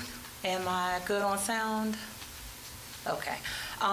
So to start off my report, I did attend my first MML conference last month. It was definitely awesome. Had a chance to network and meet with a lot of mayors and council members as far as towns like Coleman Manor, Cheverly, and Bladensburg, just to name a few. So definitely had lots of great conversations, as those communities are very extremely diverse. And we just had a lot of conversations around how do we get more participation, especially from our Hispanic communities.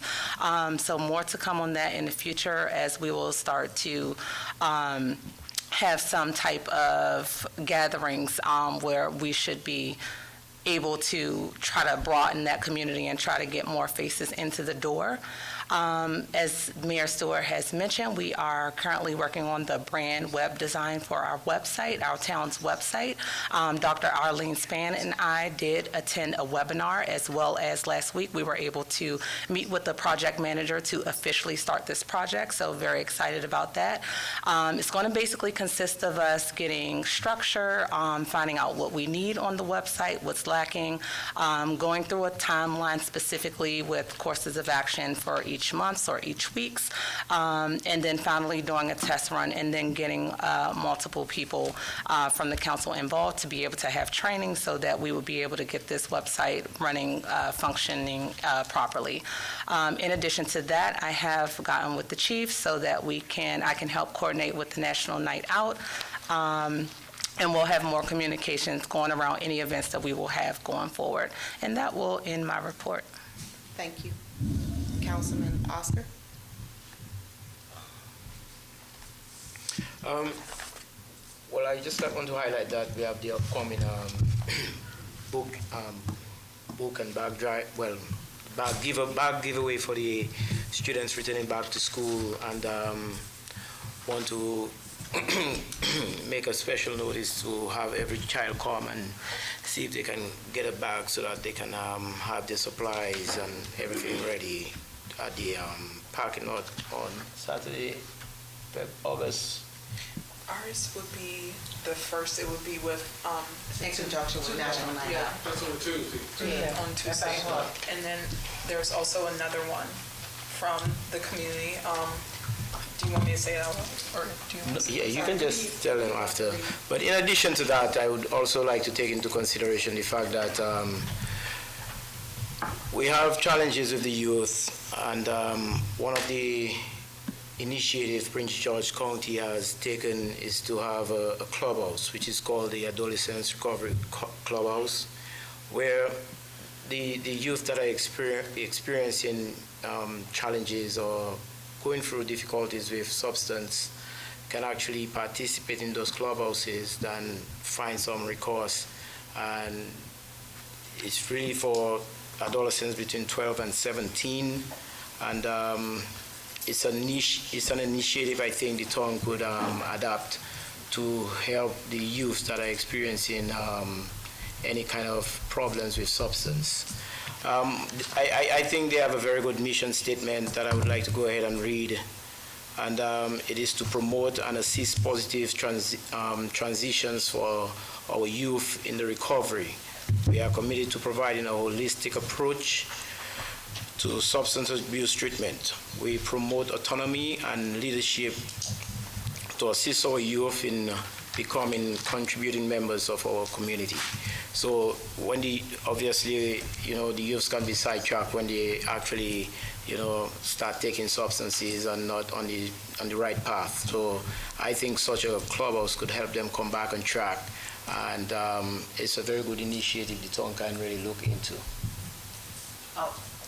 Are we offering this, or is this somebody? Well, we haven't offered that yet, but that's some initiative I think we should really, try to make the community aware that these services are being provided if they have, one or two teenagers in the homes that are having issues with substances. Okay. That's all I have. Thank you. Councilwoman White? So I as well went to MML, where it was a really good opportunity to connect and also understand the scope of the projects of the towns around us and their basically organization and what they have ahead of them. So we are in the area called like the Blue Line Corridor. So we're about to see a lot of money coming our way. Especially we are currently in the running, or this area is in the running for the new FBI building. So there's a lot of things going on that we really need to be on top of. Expanding on that, we need to come up with like a 10-year plan. We need to make ourselves sustainable in one of those big sinks or drains. I'm going to explain a little bit about why we had all of these reallocations for like public works. It's because we're putting out a lot of money paying contractors for things that if we were to purchase the equipment for like a one-time fee, we could do it ourselves. So that we have this huge money sink concerning that, where, even other towns are behind as well. People are starting to convert over to like electric leaf blowers, so they make less sound. So there are a lot of things where we're kind of behind the 8 ball, but because we are considered a micro town, we have a little bit more leeway because the state of Maryland understands that, we don't necessarily have the funds or the means to do all of these things. Picking up on Councilwoman Leftwich, we've all been kind of in the same headspace about reallocating for that money for the home improvement program. The scope of it, there are so many limiting factors that we feel in the time we have left to spend this money, it would be best spent elsewhere. Personally, I've reached out in terms of my scope, I've looked at it on a $250 gift card scale in terms of the food assistance program instead of the 200. But going forward with that, I have reached out to grocers to try to get some sort of match. If we provide money, hypothetically, would they be able to match it for us? Because not only do we have these gift cards to worry about if we do decide to go with the gift cards, we also are trying to revamp the food giveaways that we were having in the past couple of months, which we find are very important. We're able to really reach a lot of families with those, and we really want to continue and keep those going. So those are things we're really looking at. As far as some other things, just, the procurement of the cars and things like that. But looking at, I was working with the town manager, still am, on the welcome packet because we know there are a lot of wonky rules that we do want to make clear to the citizens. And why we have them, give some backstory on why we have those. So it's really important that we have something that we can hand to you when you come in or when you move into the neighborhood, where we can say, hey, these are really important things to look out for, like no parking on the grass, little things like that, where if you didn't know, you could get, a violation on those. So I am still working on that as well. But there are a lot of things moving, and I feel like we're in a really good position right now to get it going. Yes. Thank you. Vice Chair Barnhart. I'll make my report nice and sweet as always. I too went to the MML, had a nice time. I was down there, learned a lot. I've learned, went to the Public Works Department meeting. They did talk about the electric wacky weeders, the mowers, the things of that nature. They're trying to be fuel efficient. They also discussed coloring of their streets, how they color coordinate things, as far as in Baltimore, how they, for kids, for sidewalks, only local for schools. Yeah, traffic modification to let people know to slow down in these streets. Kids are crossing these streets to go back and forth to schools. I've learned that while I was down there as well. I also want to iterate as far as bulk trash for the community. Please do not leave your bed springs, your washer, dryer, your couch or anything like that outside of your yard. Please come to the town hall, get a bulk trash request form, fill it out. Public Works will be by your house to come pick up. When you do leave those items outside, it does make our community look bad. Also want to... Don't forget there's a fee associated with that. It's a fee is associated with it. It's not free, so there's a fee associated. Next year, when we actually do bulk trash again, we're actually going to do 2 separate ones. One going to be in the spring, one going to be in the fall, to give enough citizens enough time to actually put their stuff out in the spring, do spring cleaning, and in fall, we do another cleaning to get the rest of the junk out your house. Those are free. Those are free. But in the meantime, please do not leave your carpet, refrigerator, couches, bed springs, mattresses outside. Please come to the town hall. Councilwoman St. John, I think we need to do like a website, the PDF form, fill it out, send it back, and we'll address it from there. There is a fee associated with that again. Also, I would like to discuss the difference in trash and recycling. Recycling is bottles, cardboard, paper plates, paper cups, things of that nature. Trash is trash, because I'm hearing that people are mixing the two together and wanting Public Works to pick it up, and it's actually recycling instead of trash, or it's trash instead of recycling. So I guess they confusing the two back and forth. Yard waste is actually supposed to be in a paper bag, not a black bag. So I guess a lot of citizens in the town are actually putting yard waste, which is leaves, grass, anything like that, in paper and black bags instead of brown bags. And yard waste is actually picked up on Thursdays. I'm gonna piggyback off of Oscar about the school. book bag drive that's happening August 1st. I've learned, I had two children, one was in high school, one was actually in middle school. There's not really a lot of supplies that's needed for middle school and high school. A lot of children do have Google Chromebooks. That's what they learn off of. They really don't use paper, pens, or anything of that nature. I would say more so of the supplies will actually be given to like the elementary school, the coloring books, the crayons, the markers, the glue, the scissors, things of that nature will be actually given to elementary. Middle school really don't use a lot of anything. They use their laptops when they go to school. High school, the same procedure. They rarely even get books in school. Everything is actually online nowadays ever since COVID. So we will be ordering some more clear book bags because I'm understanding that high school and middle school need clear book bags.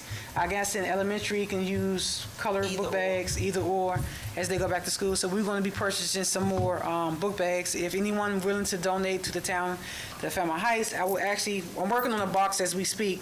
They put outside the front in the town hall so you guys can go donate at will.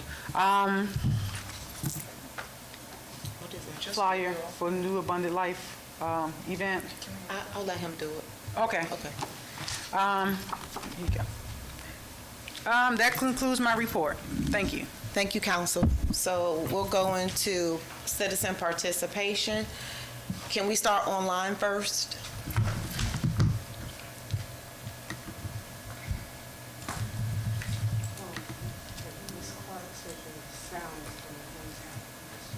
Okay, I think Ms. Clark wants to say something. Is she prepared to unmute, or would she like to type it in the chat?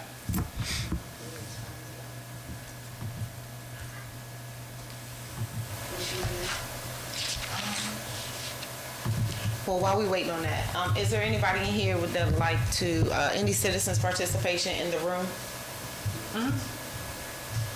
Oh, she was first, sir. Ms. Carla. Please remember 3 minutes. I was just wondering, with the code and the... You have to give your name. Oh, I'm sorry. You don't have to give your address, but just the street you're on. I'm on 57th Place, and my name is Carla Roan. And I wanted to know, if at all possible, when they're revamping the codes, is it possible for regular citizens to assist? Is it the council that would be doing that? How would that be taken care of? We welcome all citizen and resident participation. We'll put out a notice when we go to redo the ordinances, resolutions, and the charter. Okay. It's a hearing. It's a hearing, yeah, but, I mean, just to get their input before we start the process. We welcome that support. Okay. Anybody?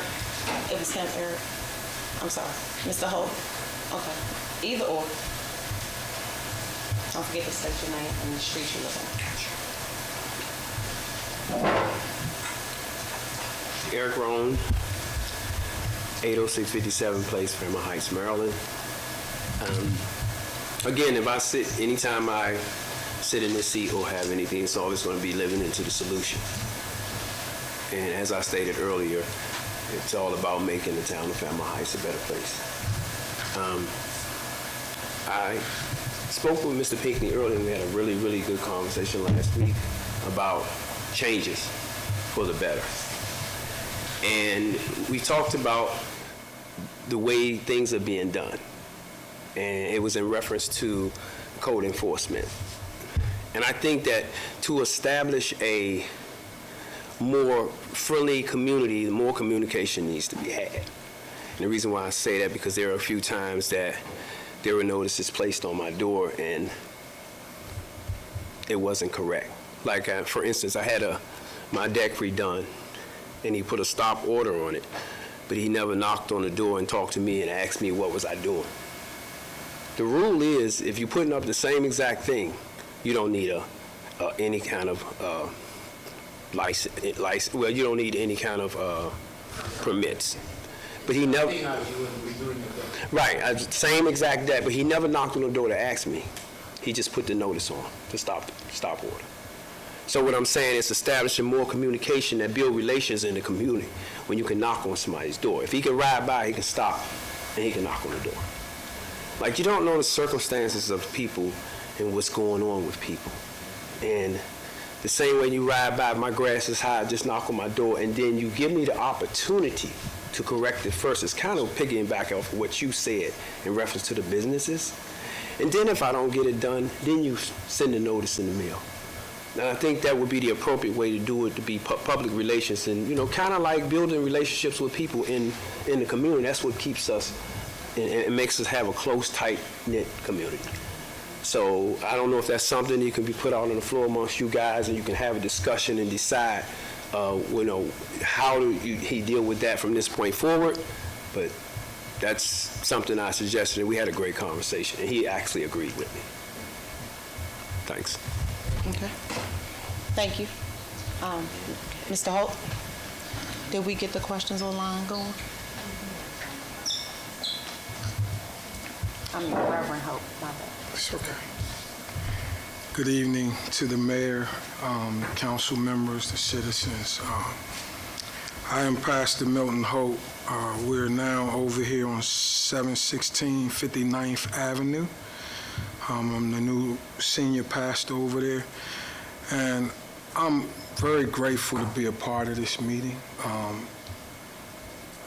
The mayor, I came over just to meet and greet, and the mayor was actually busy, and she took the time to meet me and sit down and talk with me, because we had a prior meeting that I couldn't make because I had an emergency. So she made accommodations, and I want to thank you for that. Our church is here to really partner with this community. We don't come to take anything, we come to add.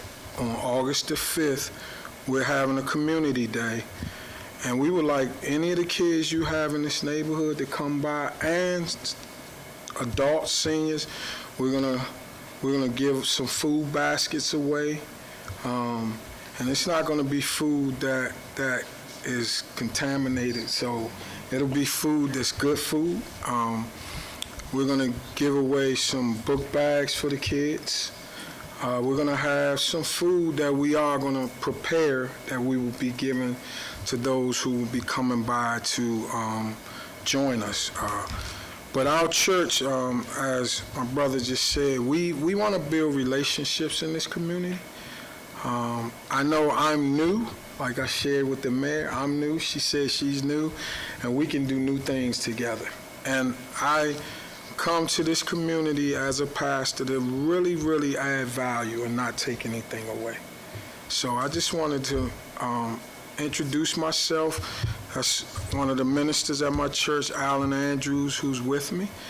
And that's why we took the time to come, so we can meet the community and be a part of helping the community grow. That's what we're about. Thank you. Thank you.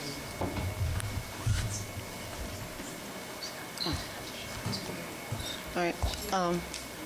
Mr. Barnhart? Yes? Yes. Yeah, okay. You can come up still. Okay. Can we go ahead and get the questions online?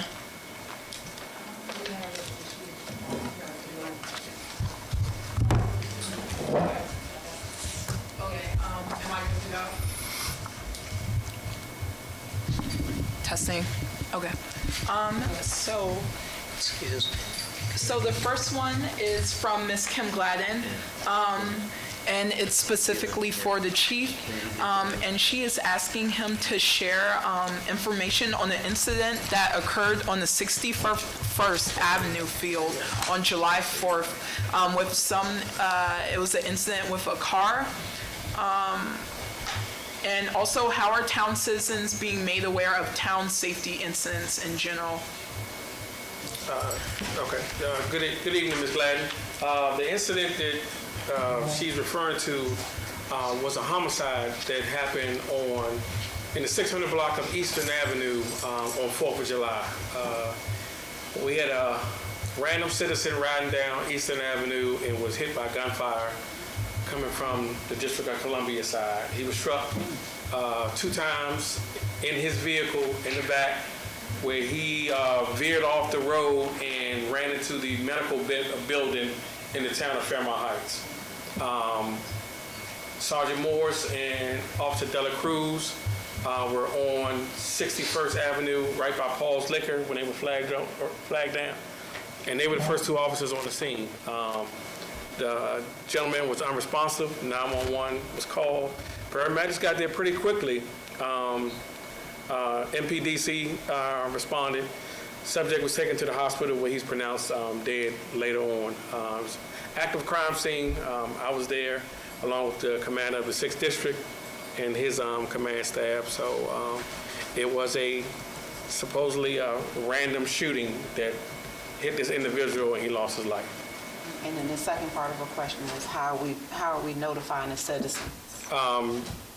Any crime or incidents that happen in the town of Fairmount Heights, I personally list them on our social media pages on Instagram or Facebook in real time. That incident that she's talking about was listed within an hour of that incident happening on 4th of July. And the incident today was not posted yet because it's an active investigation as far as those suspects who are outstanding back into the District of Columbia. So something will be posted this evening in reference to the homicide that happened earlier today. Thank you. Is there any other questions?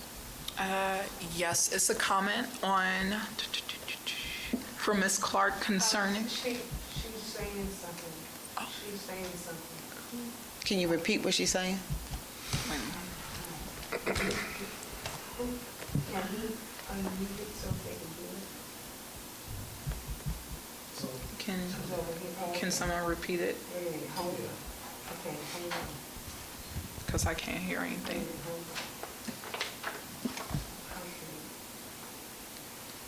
Can she speak it now? I can hear. You can hear it? Okay, you don't hear it. I can't hear it. So turn your speaker on.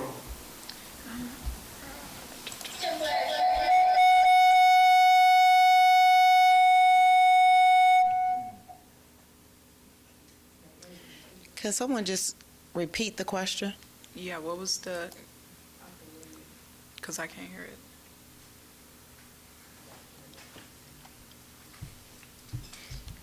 Mr. Barnhart? We'll come back to the online questions. Mr. Barnhart?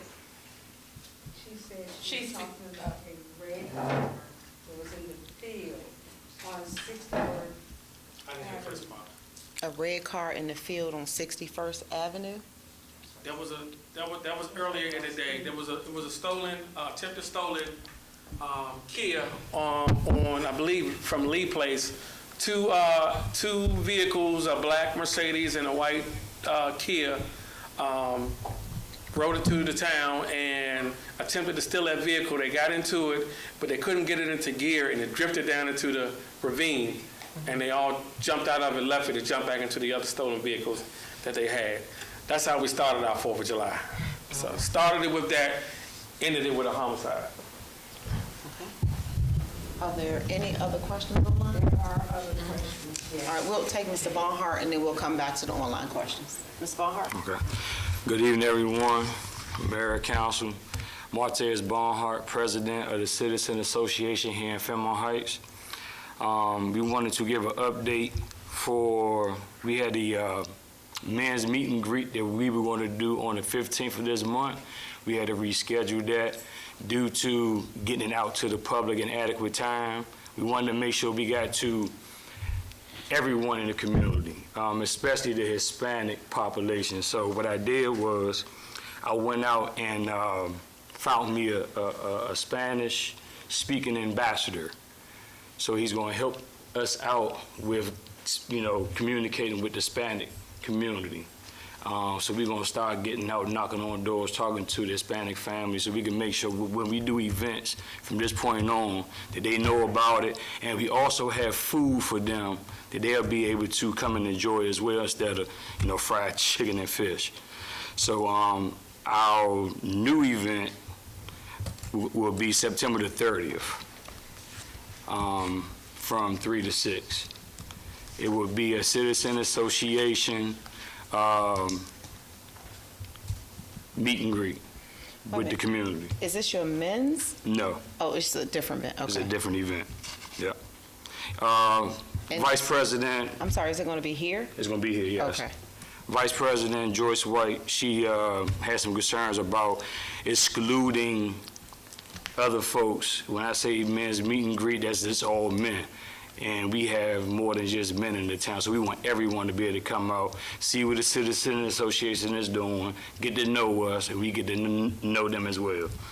So we wanted to go ahead and do that as a collective thing, get everybody involved.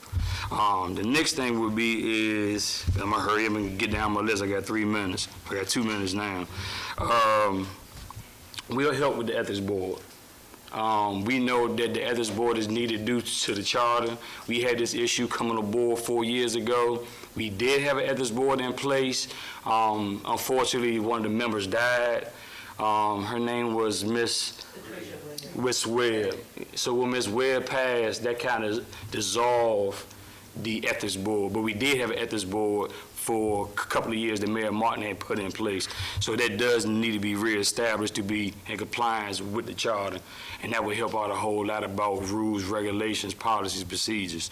The next thing would be is the retreat. I'm just throwing this out there. I think you guys need it. If I had to give you guys advice from association, for us people getting along and people being able to be on the same page, of us being able to work together as a teamwork, make dream work, I think it's more important that we do things together, and a retreat will actually put things in the proper perspective, having the right people in place so it can be organized. And everybody be on the same page, everybody be able to talk freely, get some things out the way so we can move forward as a town fluently without any issues. And the only reason why we're saying is because we watch past administrations go through the exact same thing. And when they don't do these retreats and they don't do things as far as mediation and get to talk with each other, later on down the road, roadblocks, we have problems. We don't need that. We're trying to move forward. The next thing would be is to economic development. Citizen participation on anything in the town is needed.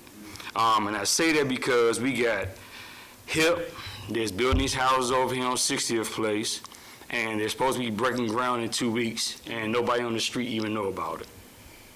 Yes, All right. I just got an email about that. I'm working with the town manager to get the notification out.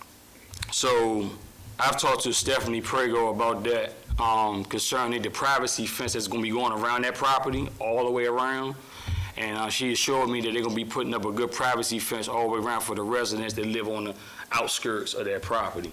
So I think that the town need to be very involved with the plans. They're gonna put a pocket park right there for the citizens as well. I think we need to be on top of that as well, as far as how that's gonna be rolled out, as far as time uses of the park, what's gonna be in the park, how that's gonna be done, because you guys wasn't here when this was put in place. You guys are a new group here, so that would be something that you guys might wanna look into. Next thing would be is, we highly suggest that someone, especially economic development, but the mayor and vice chair, send UCAP an email or a letter concerning these 2 projects that's coming to the town with these emergency homeless shelters, with these services that they're gonna bring for domestic violence, and they're gonna also go ahead and bring in services of people that are in need of food and job placement, things like that. We are with helping anybody out, but one thing that we're not going to do is disrupt our citizens, our taxpayers. Okay, the taxpayers, that's how things get done in this town. So we need to have these meetings. They're not having meetings with us. We've been saying it for the last 2-3 years. You guys are a new group, so we're bringing it to your attention now. We need to get to the table and sit down and talk with these people. Melvin's Crab House is supposed to be a 37-unit apartment building, or 37-unit senior living facility, 37-unit homeless shelter, 37-unit, we don't know. That's the problem, we don't know. And we need to know. The school right here on 61st Avenue, that's supposed to be a hub. So you got people that's living right there with kids, cars, all kind of stuff, and we're bringing in new things that we're not even prepared for. So we need to get to the table with these people, talk with them, get Ms. Jolene Ivy in here, get Senator Benson in here, Jazz Lewis, because all of them are familiar with these projects, but ain't nobody sitting there trying to figure out how it's going to be done, because they don't live here. We do. All right, so the next thing would be is, I'm going to leave on this note right here. In the past, we had council members that went out to MML for these classes. As far as we know, these classes at MML, you get certificates. So I guess. Core Academy. You come back, you register, and then you pay a $250 membership fee, and then you get accredited for those classes. Right. So we was always asked, when council members go down there, how do we know what you completed? How we know what classes you went to, other than giving it to us in your reports? So we would like Ms. Safax said in the last meeting, we would like a report card about that, because our taxpayer dollars send you guys down there for these classes. I will say you don't necessarily have to come back and become a member of Academy, Core Academy. If you were, I would take the word of any council member on the council. If they said they attended the class, they attended it. Nobody's watching behind them. But if they don't want to come back and become a member of the Academy of Core, they don't have to. We can't force that. So what would be the purpose of going to MML, taking classes using taxpayer dollars, if it's nothing that's going to be... the only thing it is you get a certificate saying you completed the courses at the end of the, after you take all of the classes. But that's sufficient enough. And it's over like a 3-year span. Yeah. Right. So like, prime example, how many of you guys been in there 2 years already? Myself. Okay, so that means by next year, it should be some certifications or certificates or academies. So last year, it wasn't explained to me properly, but you had 30 days to come back and register for those classes, the academy. A lot of us missed that 30-day deadline because it wasn't explained to us, but we know it now from this year. I don't know if anybody's interested in becoming a member. I'm not sure. I think Ms. Wood Dawson is already one. Yeah, but you have to, in order to use town money, you have to, a part of being a council person is MML. And being a part of MML, when you go in the classes, either they have a narrator or a facilitator that are taking names.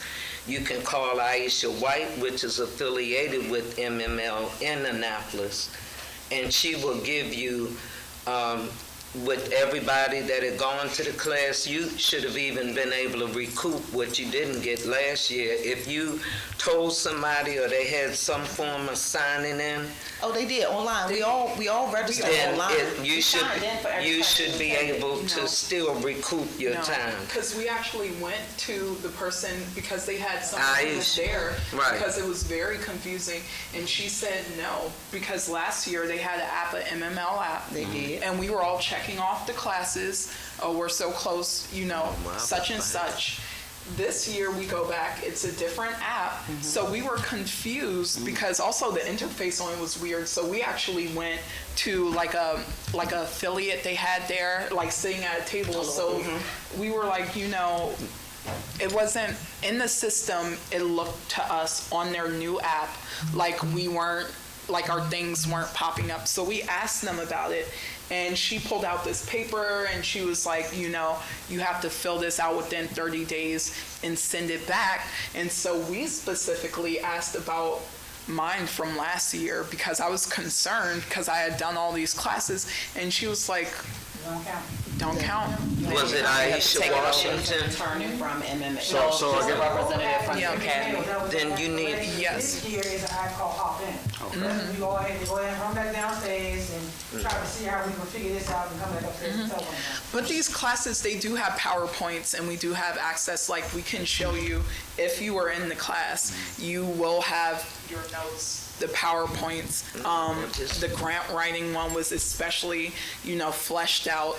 This year, they actually had more attendees than ever, so they did it in a different way. So last year, it was more like round tables. It was very cluttered, I would say. This year, I definitely got more, in my personal opinion, but because they had to, it was way more people, they had to do it in lecture format. This year, the presenters, they actually had to have those PowerPoint slides, whereas last year they were a little more, let's meet in a circle and we'll talk about, you know what I mean?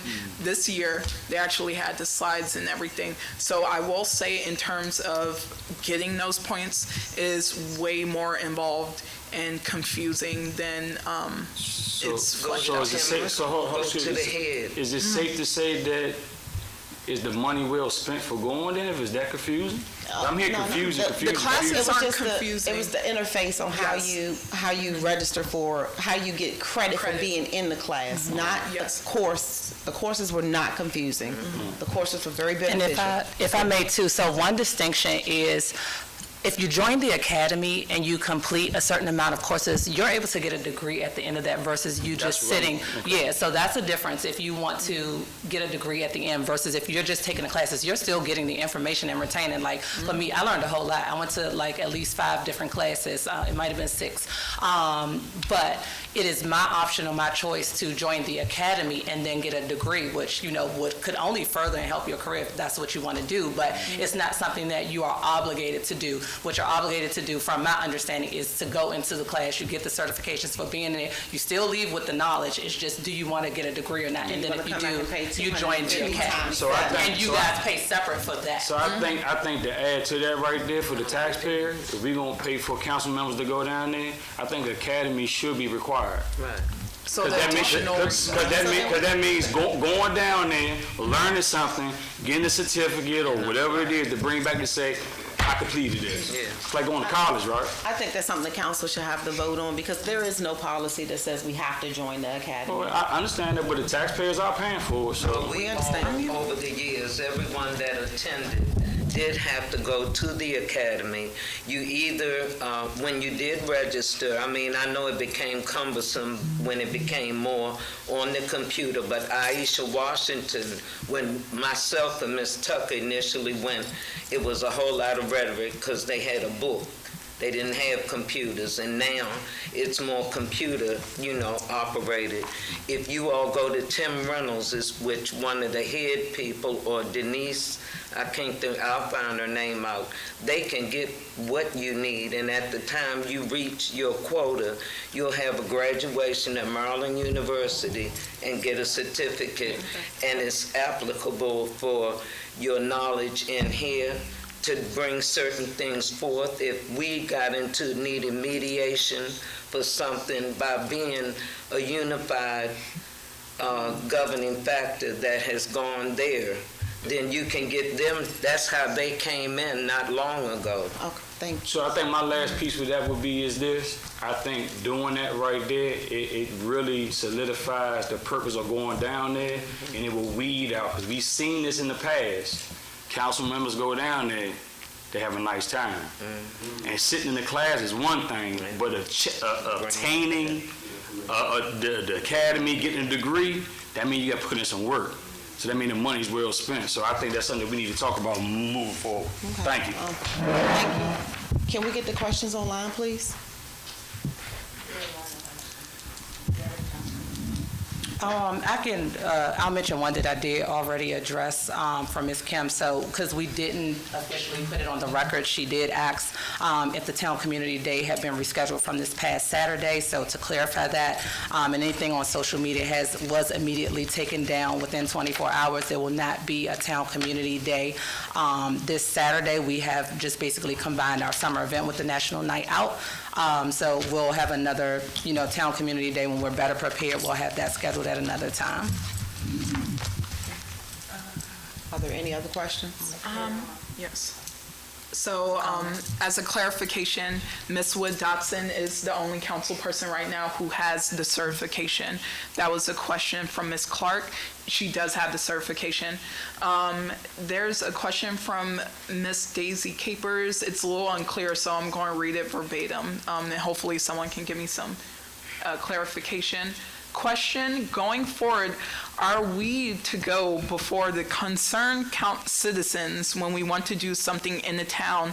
And does that include everyone who buy and rehab properties in the town? So that will have to be a clarification. Yeah, I'm not trying.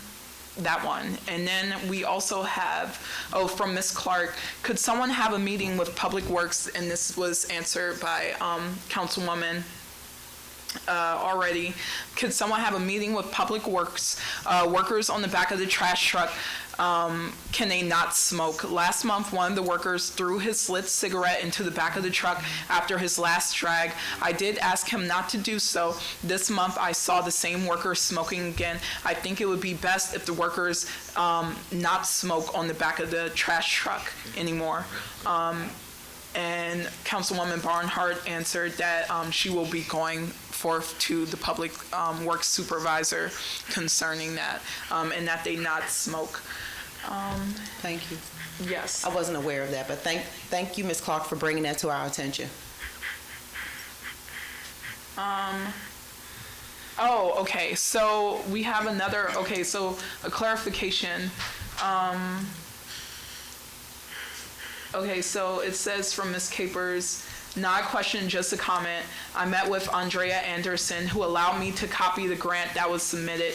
I did send a copy that has the residents' signatures. So that's in reference to that grant application that was sent where it falsely claims that the town of Fairmount Heights has allocated $2,500 towards this this grant application already. The council did not approve that. Also, that a permit was already This council granted. didn't approve it. Do we know if a former council approved it? No, Okay. no, we didn't.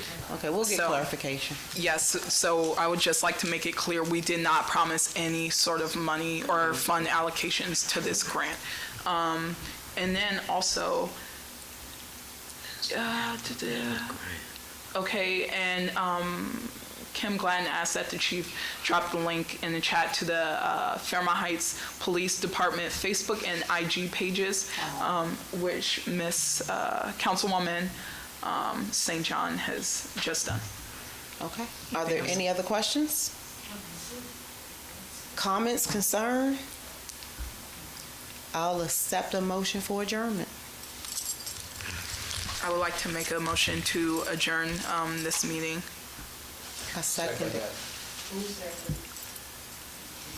All in favor? Aye. Thank you for your time, everyone.